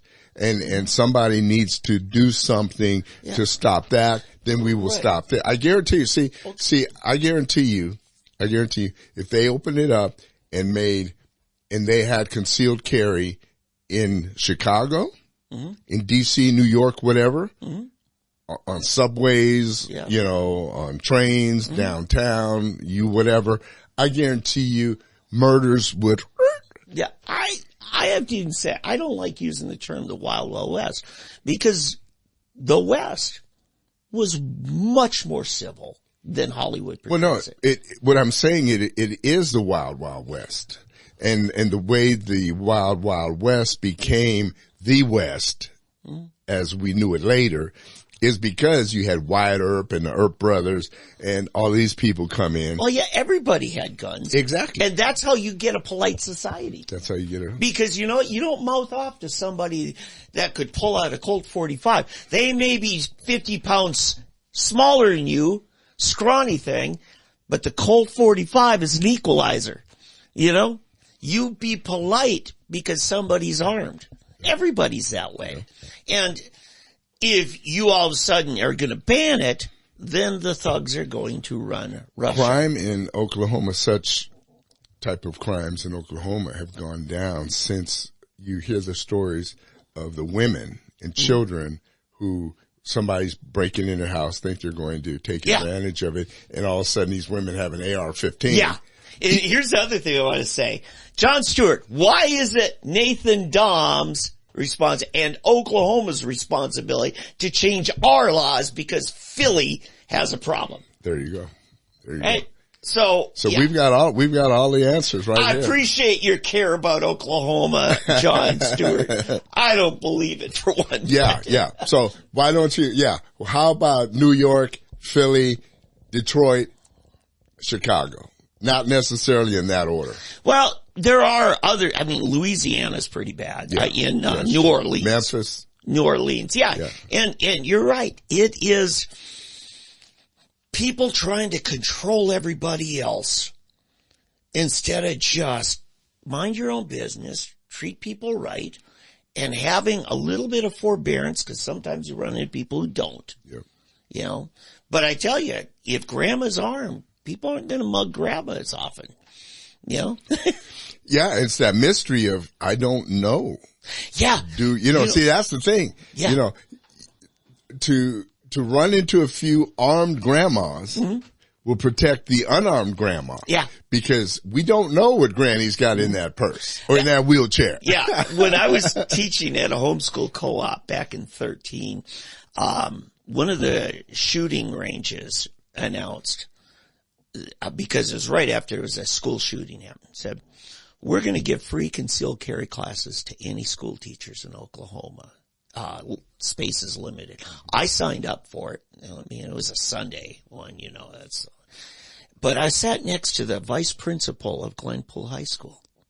And I said, how would you guys implement this thing if you guys go ahead and do it? He said, first thing, we would make sure none of the student body, not even the teachers, know who's armed. We want that mystery out there. Yeah, exactly. Who is? Because then they don't just afraid of the few armed teachers, they're afraid of all the teachers. Exactly, because you don't know which one. It's like Russian roulette. Yeah. Teacher roulette. Yeah. It's teacher roulette. Which one has the gun? Which one doesn't? You know, you walk into a school, first classroom you go in, you try to mess with them, you get blown away. You cannot. Because one of the teachers said, no, wait a minute. If we get this and we get permission from our school board, we're going to be armed. But then they let it out that it's us. First time a gunman comes into the school, they're going to come to my room. Right, exactly. And surprise me. Right, exactly. So no, you don't need to. You don't need to know who it is. Exactly. No, that's right. Yeah. So, look, Oklahoma has moved quite a ways towards restoring our freedom, and Nathan Doms played an instrumental role in this. And it hasn't been that tragedy, No. So there's that. There's one other issue I got to get to today. And in the inner cities, it's funny, but you don't have the crime. Mm-hmm. You don't have those situations in the, inner cities. Mm-hmm. I mean, how many mass shootings, how many mass killings have you had in New York, Philadelphia, Newark, New Jersey, even Chicago and Detroit schools? Mm-hmm. None. Where do you have them? In suburbs. Yeah, they have been suburbs. You have them in those suburbs. Actually, a little bit more affluent. Which are exactly. Because why? Because you've got these soccer moms who don't want any security guards. They don't want, because it could never happen to ours. Because our community we're gun-free zones. Yeah. See, and that's when you run into the problems, assuming that you're safe. And you cannot assume you're safe in America anymore when you got kids on Ritalin and all of these different drugs, playing computer games that are killer games and so forth. And you got mental issues with these kids. Yeah, I think Nathan hit it really well. If the statistic's true, he said 90% of them are fatherless in practical sense. Well, that may be, but still you got to add, there are a lot of fatherless kids who have grown up, that don't go shooting and killing people. Well, it's still, it's just a vast, but he said if there is one factor they share. Right. It has but I think it's more than the fatherlessness. It's the unsupervised. Well, and that's the other thing is those kids grew up latchkey kids. Mom and dad both at work. The kids not having as much interaction. Mm-hmm. A strong family does make for a good citizen. Right, because you can have a mom and dad. What's the kid who in Texas, I think he had a mom and dad and they were both messed up. Well, he talked about practical fatherless is what I think was the term that Nathan said. All right, yeah, but whatever. You have a biological dad, but they're checked out. Right, but that's what I'm saying. They're checked out. It's. Yeah, so there's that. I got one more thing, Eddie, and I didn't bring it up. We got it. This Tuesday is election day in Oklahoma, all the way across Oklahoma. And as somebody who's fought for medicine from cannabis, I am against this proposition. There's a number of reasons. I'm going to start. Number one at the top. This should be statutory law, if it is a law, not constitutional article. This is our problem in Oklahoma. Our Constitution's twice as big as the others, and we keep getting it bigger. We amend our Constitution once every 9 months in Oklahoma since statehood. Every 9 months. It shouldn't be. Now, Eddie, I know you've got your reasons. Some on the list of reasons you have maybe aren't mine. But this should not be happening. If you want to bring forth statutory law, we can vote on it. Our legislature can tweak it. Our agencies can regulate it, but not this way. This bill was put together, this initiative petition, by Democrat activists using West Coast money to turn us into California-style marijuana. And unlike 788, which was done by basically libertarian conservatives. So what I want to say on this, please vote no on it. And if you want it to pass, it needs to pass in a way that our legislature doesn't have their hands tied to deal with an issue. So that's for those of you against it, you got your reasons. I understand that too, but that's my position. Yeah, I predict it passes, and I'm interested in seeing how many churches, how many pastors tomorrow will speak out asking their people to go out and vote no. Mm-hmm. Because the church should be able to very easily, if every pastor mm-hmm. would encourage their people to go out Tuesday, show up at the polls mm-hmm. and vote no, it would fail miserably. Mm-hmm. But I predict it won't happen. I predict that maybe 1 out of 10, maybe even less, churches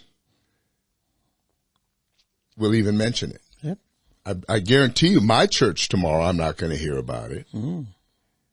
And I don't know about yours, mm-hmm. but I'll be interested to know how many churches you're going to hear about the Tuesday vote and people coming out and voting no.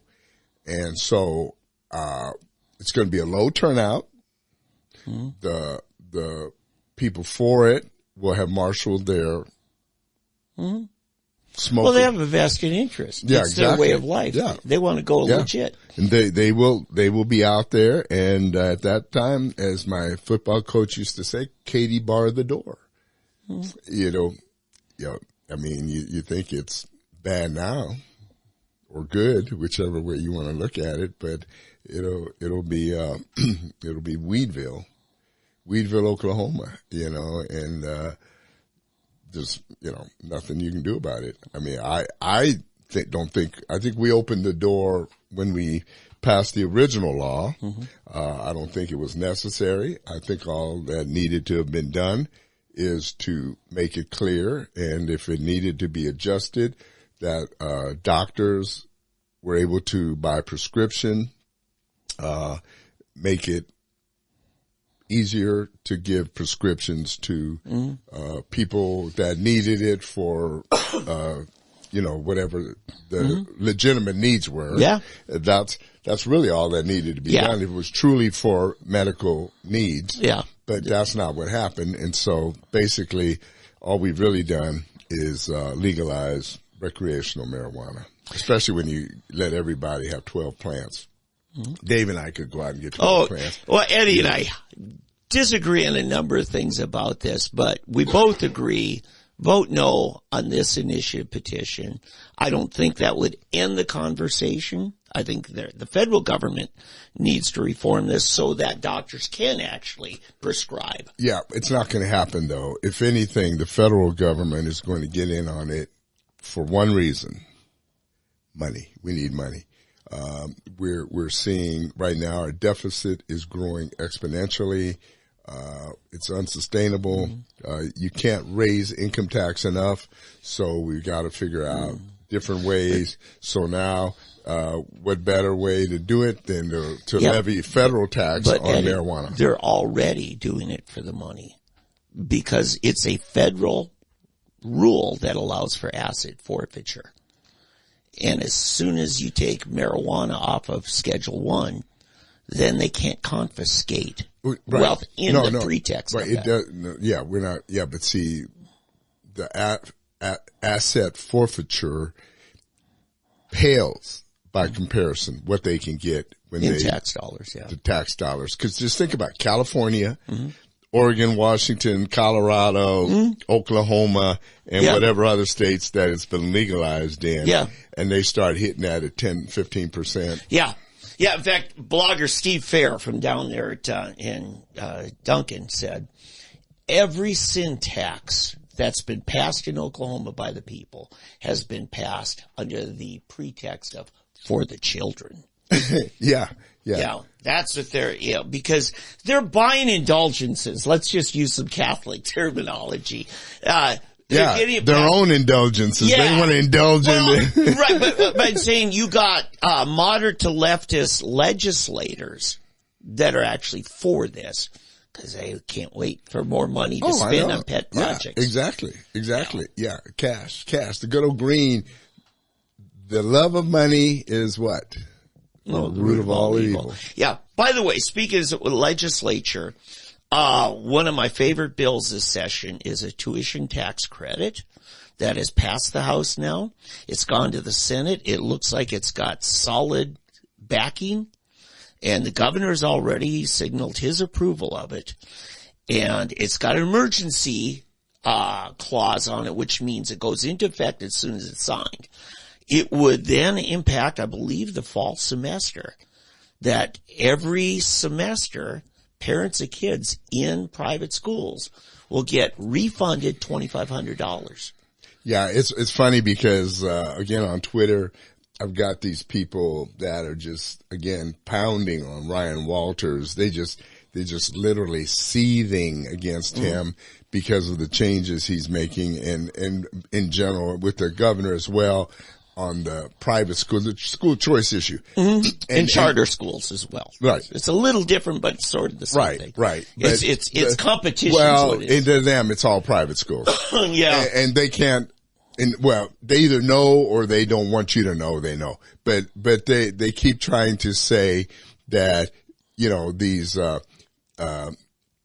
that your private money is your tax money is going to these private schools. And I want to say, or helping these rich people, but I had to school somebody this morning, to let them know that no, that's not the case. So if you've got a private school, then what's happening, the people that can afford it are still paying, if it's $5,000, whatever it is per pupil, that's what you're paying.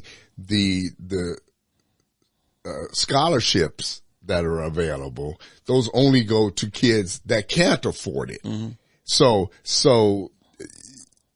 these people are lying, basically. Yeah. They're lying. There's money is not going to the rich people who can afford it, getting out of paying it, because no, they're still paying their same amount of money. The tuition is the tuition. And they're the ones with the $800,000 house that they're paying property tax on, that the poor guy in $100,000 house. And that's still going to the public schools. Only the public school. Only the public schools get that half of the funding equation. Yeah. So shut up and sit down. Okay? The beautiful thing is the family with modest means now has a legitimate choice. And that's the wonderful thing. Yeah, and the kids that are benefiting the most in Tulsa, in Tulsa and Oklahoma, it's North Oklahoma City and North Tulsa, where you have kids that have the opportunity now to attend a private school. Or charter school. I'm sorry.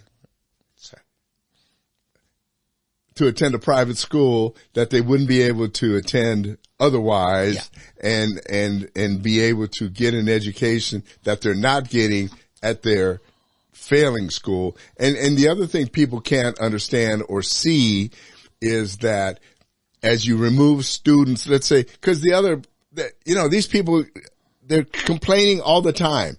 Well, we've got school overcrowding. Well, hello.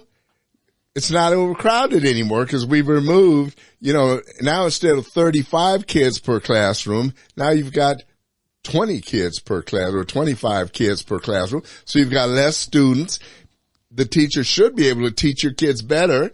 We've done you a favor, but no. Now you're not happy. You're still not happy because these kids are now able to go over here. So really what it is, here's the real crux of it. These people are mad because these kids are now able to go to what they perceive as a better school, maybe, right? Now you're onto it. Exactly. They don't want to be compared. We don't want them poor Negroes getting a better education than our kids. And Eddie, you know this more than I do, and I'm sorry to step on you there previous thing about the charter school thing, because North Tulsa, which is predominantly black ethnic area, has got a bunch of charter schools. South Tulsa doesn't hardly have any. Yeah, many of them shouldn't be. Some of those are poor charter schools up there too, poor in quality. I mean, some of them. Yeah, and I'm trying to figure. But a beautiful thing. Yesterday, I called former mayor of Newkirk, And I asked him, I said, how's this playing in rural Oklahoma? And he said, I don't know. We're just kind of waiting and watching, and, our public schools, we actually have more parental involvement, interaction, accountability in the small towns. I don't know if I've told everybody this before, but I personally don't like private schools, okay? Yeah.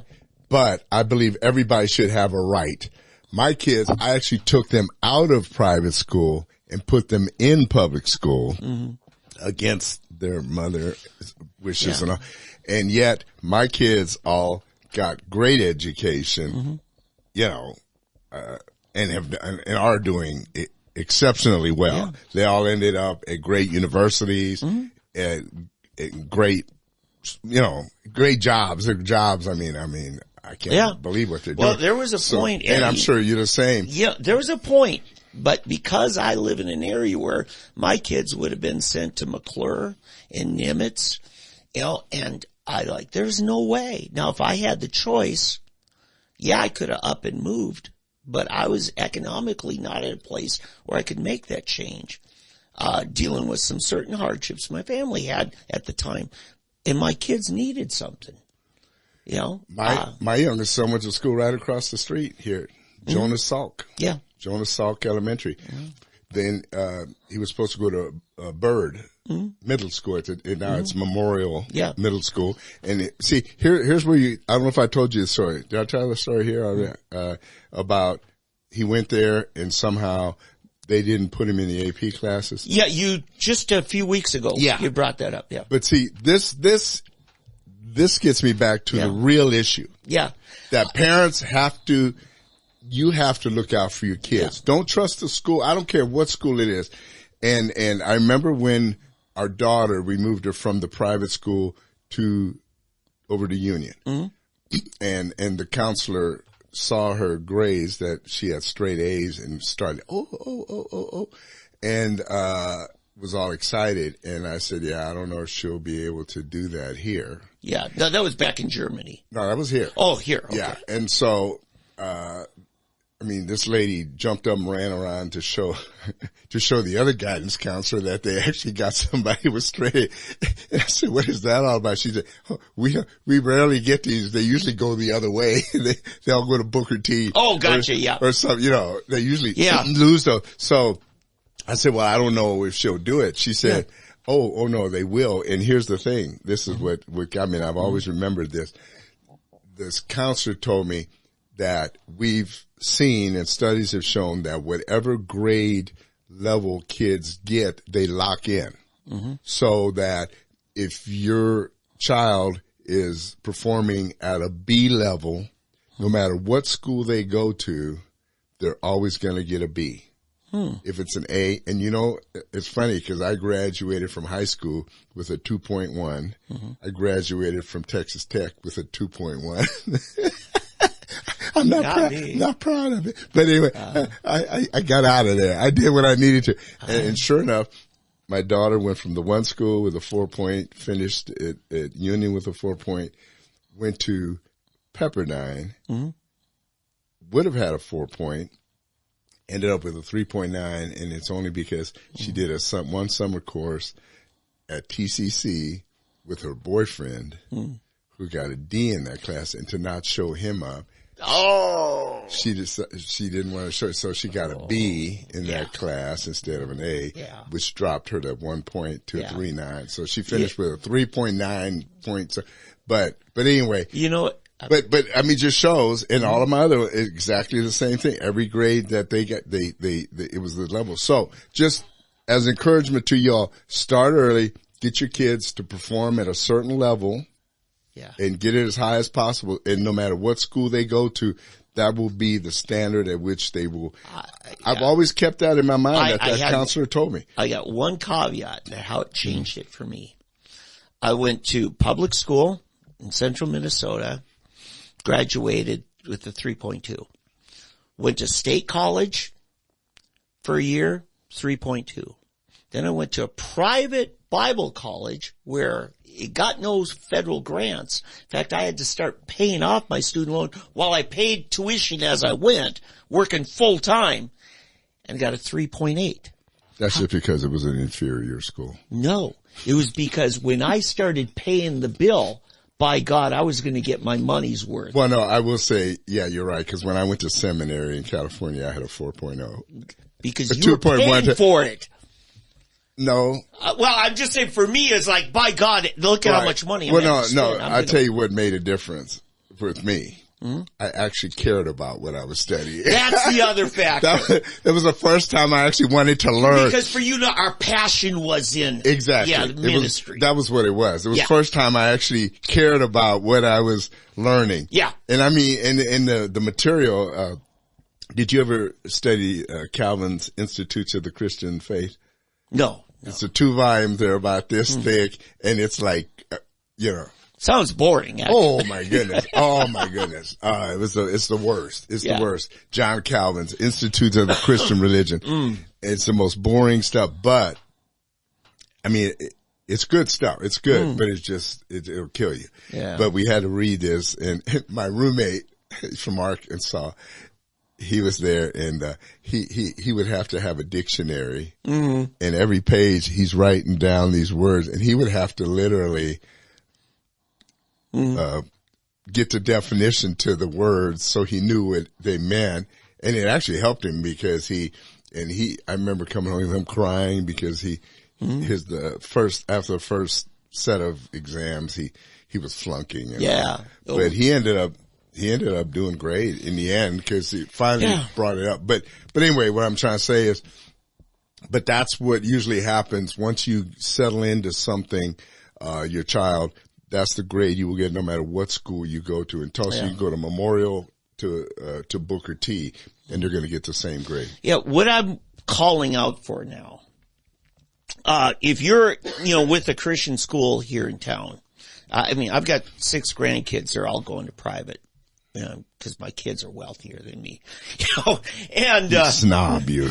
No, my kids are wealthier. You're trying to keep them away from those poor black and Hispanic children. Yeah. But anyway, their schools are going to be maxed out this fall. We're going to have a shortage of private schools compared to the demand for them now that people have their vouchers to spend. And it's not a voucher. In other words, you got to pay it, and evidently the way it looks, the state's going to pay you back. So you got to have some cash flow to this. But here's my point. If you're a retired educator in Oklahoma, please get with some of your colleagues. Look into this. You know what? Maybe if we didn't have, maybe we could do better than what our superintendents at the public school. Well, who could create an incredible school, I think. Well, any of the Bible colleges, Christian colleges. No, I think just, there's a church here in town that I think could have one of the premier Christian schools. Asbury. Yes, Asbury, the former Methodist one. Now they're independent. I think Asbury could probably have the premier. Yes. Because and apparently, from what I understand, the new pastor is doing an incredible job. You just got Union High School shaking their boots because they're right across the street. You could literally take the public school bus and walk across the street. That would be funny. They get off the bus, say, "Okay, see you guys. See you, Joe. Shirley, I'm going across the street." Yeah, that'd be a scandal. But yeah, I would agree. Now, TU. Hey, Coach, can I still play? Yeah. You go to school here and play for Union. Yeah. But TU's always had, it's small, but they've always had a private school. Yeah, that's true. The TU University School. Yeah. And ORU actually does an online homeschool. Really? Yes. There are other, but yes, you're right. I think some of our private institutions of higher learning could do well, because I've often said our legislature is actually predatory, trying to destroy private universities. Yeah. Well, but see, I'd be afraid to have TU, OU, or OSU, because with their their liberal education now, they'd be trying to indoctrinate the kids at a younger age. Hey, I just want excellence. Their diversity, equity, and inclusion. I understand that, but I just want excellence. That's what I'm talking about. You wouldn't get the excellence. That's why I'm afraid of state universities. But when you have choice, when you have choice, Well, yeah, parents yeah. vote with their feet. Yeah, no, that's true. The problem is a lot of people aren't smart enough to let their feet choose the right school. That could be, but I'm just saying they will be responsive to enrollment numbers. Oh, yeah, yeah. And Well, not just that, but the outcomes. Mm-hmm. The outcomes. Mm-hmm. And I think as the children, like in Lincoln, you got Lincoln, and what's the one in Owasso?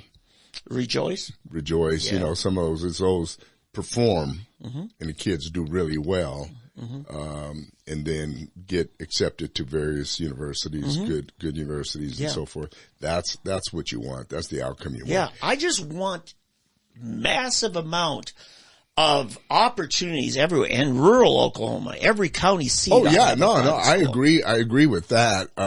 But I don't want it just to be about just putting because see again, I am not opposed to public schools. I'm a huge fan of public schools. I want public schools see what I want to see, why I support school choice is to make public schools compete. Yeah.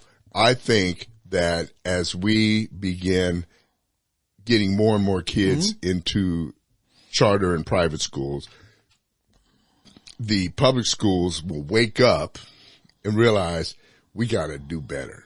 We've got to do better. And I'll tell you where it'll start. What would really be interesting is if you start getting these private schools, athletic programs to start outpacing the public schools, and all of a sudden the best athletes and the money starts being taken from these athletic programs. Yeah. Like, Union, Owasso, Jenks, and these multi-million-dollar stadiums and field houses. Yeah. And all of that money starts drying up. Well, wait a minute. We better do something. We better start. Well, and I'll tell you, the legislature, in fact, I made this happen. My NOAA homeschool football team won the national championship this year. So I called one of my friends in the legislature, Dean Davis, Broken Arrow state rep. I said, man, you guys parade every sports high school team that wins any kind of a state title in front of the legislature. I said, how about these guys won a national? He said, oh, absolutely. So it got put on the calendar for the homeschool team. They don't have any tax dollars. It was all, it's parents coming up with the money. No, I understand. But what I'm saying is you start get a couple of those kids going to AIG, in Florida. Yeah. And the AAU teams in New York and the camps and stuff. And then all of a sudden, the teams, the high schools here can't recruit the best basketball, football players, and all of a sudden they're going to say, well, why are we getting this? Because Eddie, you're onto something that my home state, Minnesota, started 40 years ago, open transfer, any public school. And, you were guaranteed your local school district, but then they opened up to whatever seats they had. Here's my problem. When my Little Falls High School basketball team won the state tournament, state champs. That was back when all the divisions played, and then you had a runoff and you had one state champion. The whole town turned out. The pride of our city was tied to the kids in our high school. They were our next generation. And then I asked my brother-in-law, who's, a gym teacher at the high school, I said, so what's going on? He said, the problem is now the city, 15 miles away, half of their kids are from our town. And the school doesn't represent the town. It represents an amalgamation of every kid who decides to come from near, far, whatever. Yeah. But for small town America, that local school represented their best, brightest of their young kids, and their pride was all about them. And they lost something in that. So there's something you do lose in open transfer. Well, yeah. I mean, I can see that when you got rural situation, people changing towns, but within a city, you should be able to have open transfer. Yeah, I'm just saying. Because, I mean, if you got Memorial that's terrible, East Tulsa that's terrible, and Union that's terrible, but you got an Edison that's doing great, and everybody's trying to get to Edison, or you take the pick or the mixture, then, eventually somebody's got to pick up. Right now, the OSSAA ought to just ban Booker T. Because what other high school has a farm club of 9 other high schools? Well, yeah. No, I agree. To me, Booker T. Washington High School in Tulsa is the biggest sham of anything I've ever seen. You got the smartest white kids in town and the best black athletes. Well, who couldn't have a great school? And they're so proud, and they're always talking about how wonderful it is and everything. Well, yeah, it's manufactured. Yeah. I mean, no. What if they said, no, only McLean can have the athletes do that. You can have the students, but we're going to send the athletes over here. I mean, and then, oh, no, you can't do that. I mean, be complaining, or make the magnet school, make McLean, or whatever it's called now. It's called something else now, but make that the academic school, and then let Booker T remain the, no, I mean, if you tried to do that, people would be crying to high heaven, but that's what you got. You cannot continue to have that sham of a school up here that doesn't play by the rules. Right. Because if you're McAllister High School, and let's say you're going to play a Tulsa team, and 9 coaches bring all 9 teams, and they rotate in the best of all those 9, and you can't gang up on us 9-1, but that's what they're doing, ganging up on you 9-1. So there's just all kinds of problems. What I told Elena Ashley is I really want to see Tulsa Public Schools broken up into 5 districts. Just take 2 high schools and all their feeders and make a district out of it. They need to break a BA. Yes. I mean, just 2 high schools would be good for that. Well, I mean, that's Broken Arrow has 3 high school campuses. They could break up into 3 high schools, and all 3 of them would still be 6A. That's how huge they are. Yeah. No, because look, it doesn't matter how many kids you got enrolled in school. You can only put 11 men on the team, on the field at one time. And the problem is they got 100 kids suiting up with no chance of playing. And what's so weird is that, and they still can't win a state championship. Yeah. Yeah. And you know what? That little gold ball in the trophy case, that isn't the real trophy. The kids are supposed to be your trophy. And they're not doing right by the kids. No, I agree. Yeah. Hey, we're rambling now. It's my favorite subject. Education. Let's clean it up. And it's happening, and I want to call on people who are good educators, get in the game. Man, there's so much we didn't cover today because we were covering the other issue. The big issue to me right now was the whole spiritual issue at the beginning. Yeah. But it's important. It's very important, and we hope that you're able to look into it further. I mean, everything we've covered is important, but tune in next week. I'm sure we'll have more. The Ukrainian situation, Russia, it's not going away. It'll continue to get worse as it goes on with these people at the top that don't know what they're doing. That's a continuous situation. You got the CPAC show going on this weekend. That's true. That whole excuse me. I thought putting on shows. I'm not pushing my button right here, but we. There you go. It's contagious. I blame my coffee. I got this little guy down there with a feather, but CPAC. Trump is moving on slowly but steadily. I predict Donald Trump is going to be the candidate.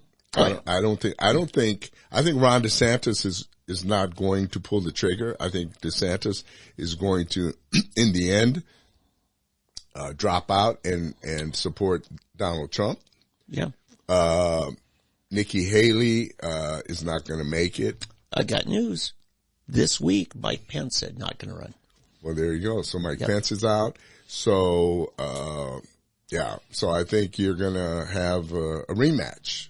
You'll have, unless I'm still waiting for, Michelle, I started to say Biden, Michelle Obama to, come in like the guy that jumped in, said cut and push Joe Biden out of the way and have Michelle Obama go in against, Dick Morris still thinks Hillary's going to run. wow. Well, that'd be interesting. Yeah. It'd be interesting to see Hillary and Michelle and Biden. That'll be an interesting thing. So stay tuned, everybody. But anyway, we better let you go. We thank you for joining us again. As always, feel free to contact us at freshblackcoffee@gmail.com, freshblackcoffee@gmail.com. Look for us at freshblack.coffee. Freshblack.coffee is where we are, as well as Facebook. And then I'll try to get us back to freshblackcoffee.blogspot.com. All right. Okay. Anyway, thank you all. Have a great day. And the tinkling ivories. Have a good week, everybody. God bless. Bye.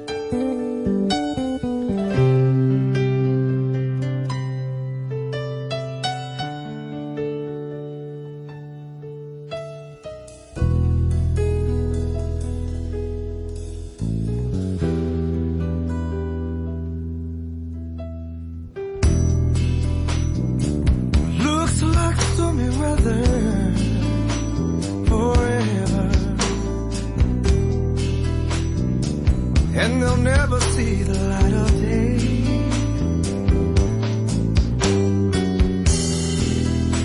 Paul and Silas kept on singing, believing their deliverer was on the way. For they knew with God I'm protected. For they knew with God I'm set free. For they knew with God none shall harm me. With God.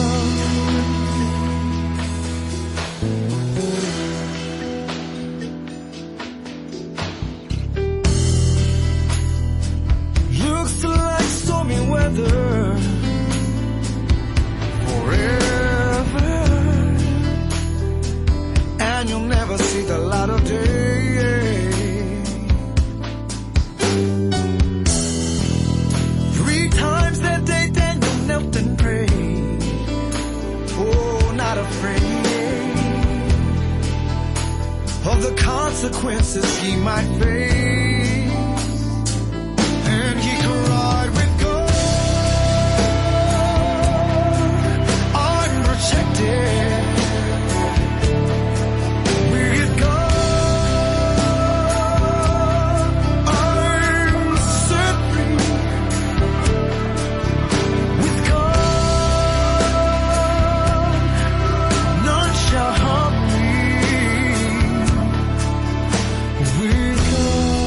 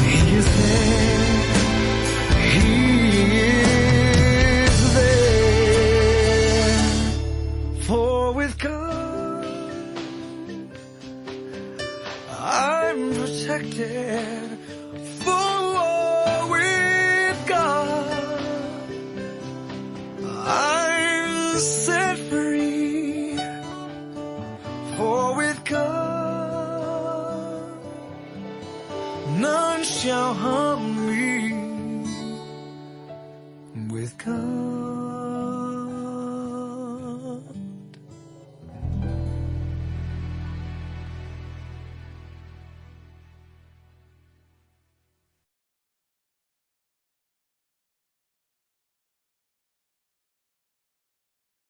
All kinds of new. God is my Father, My man Larry.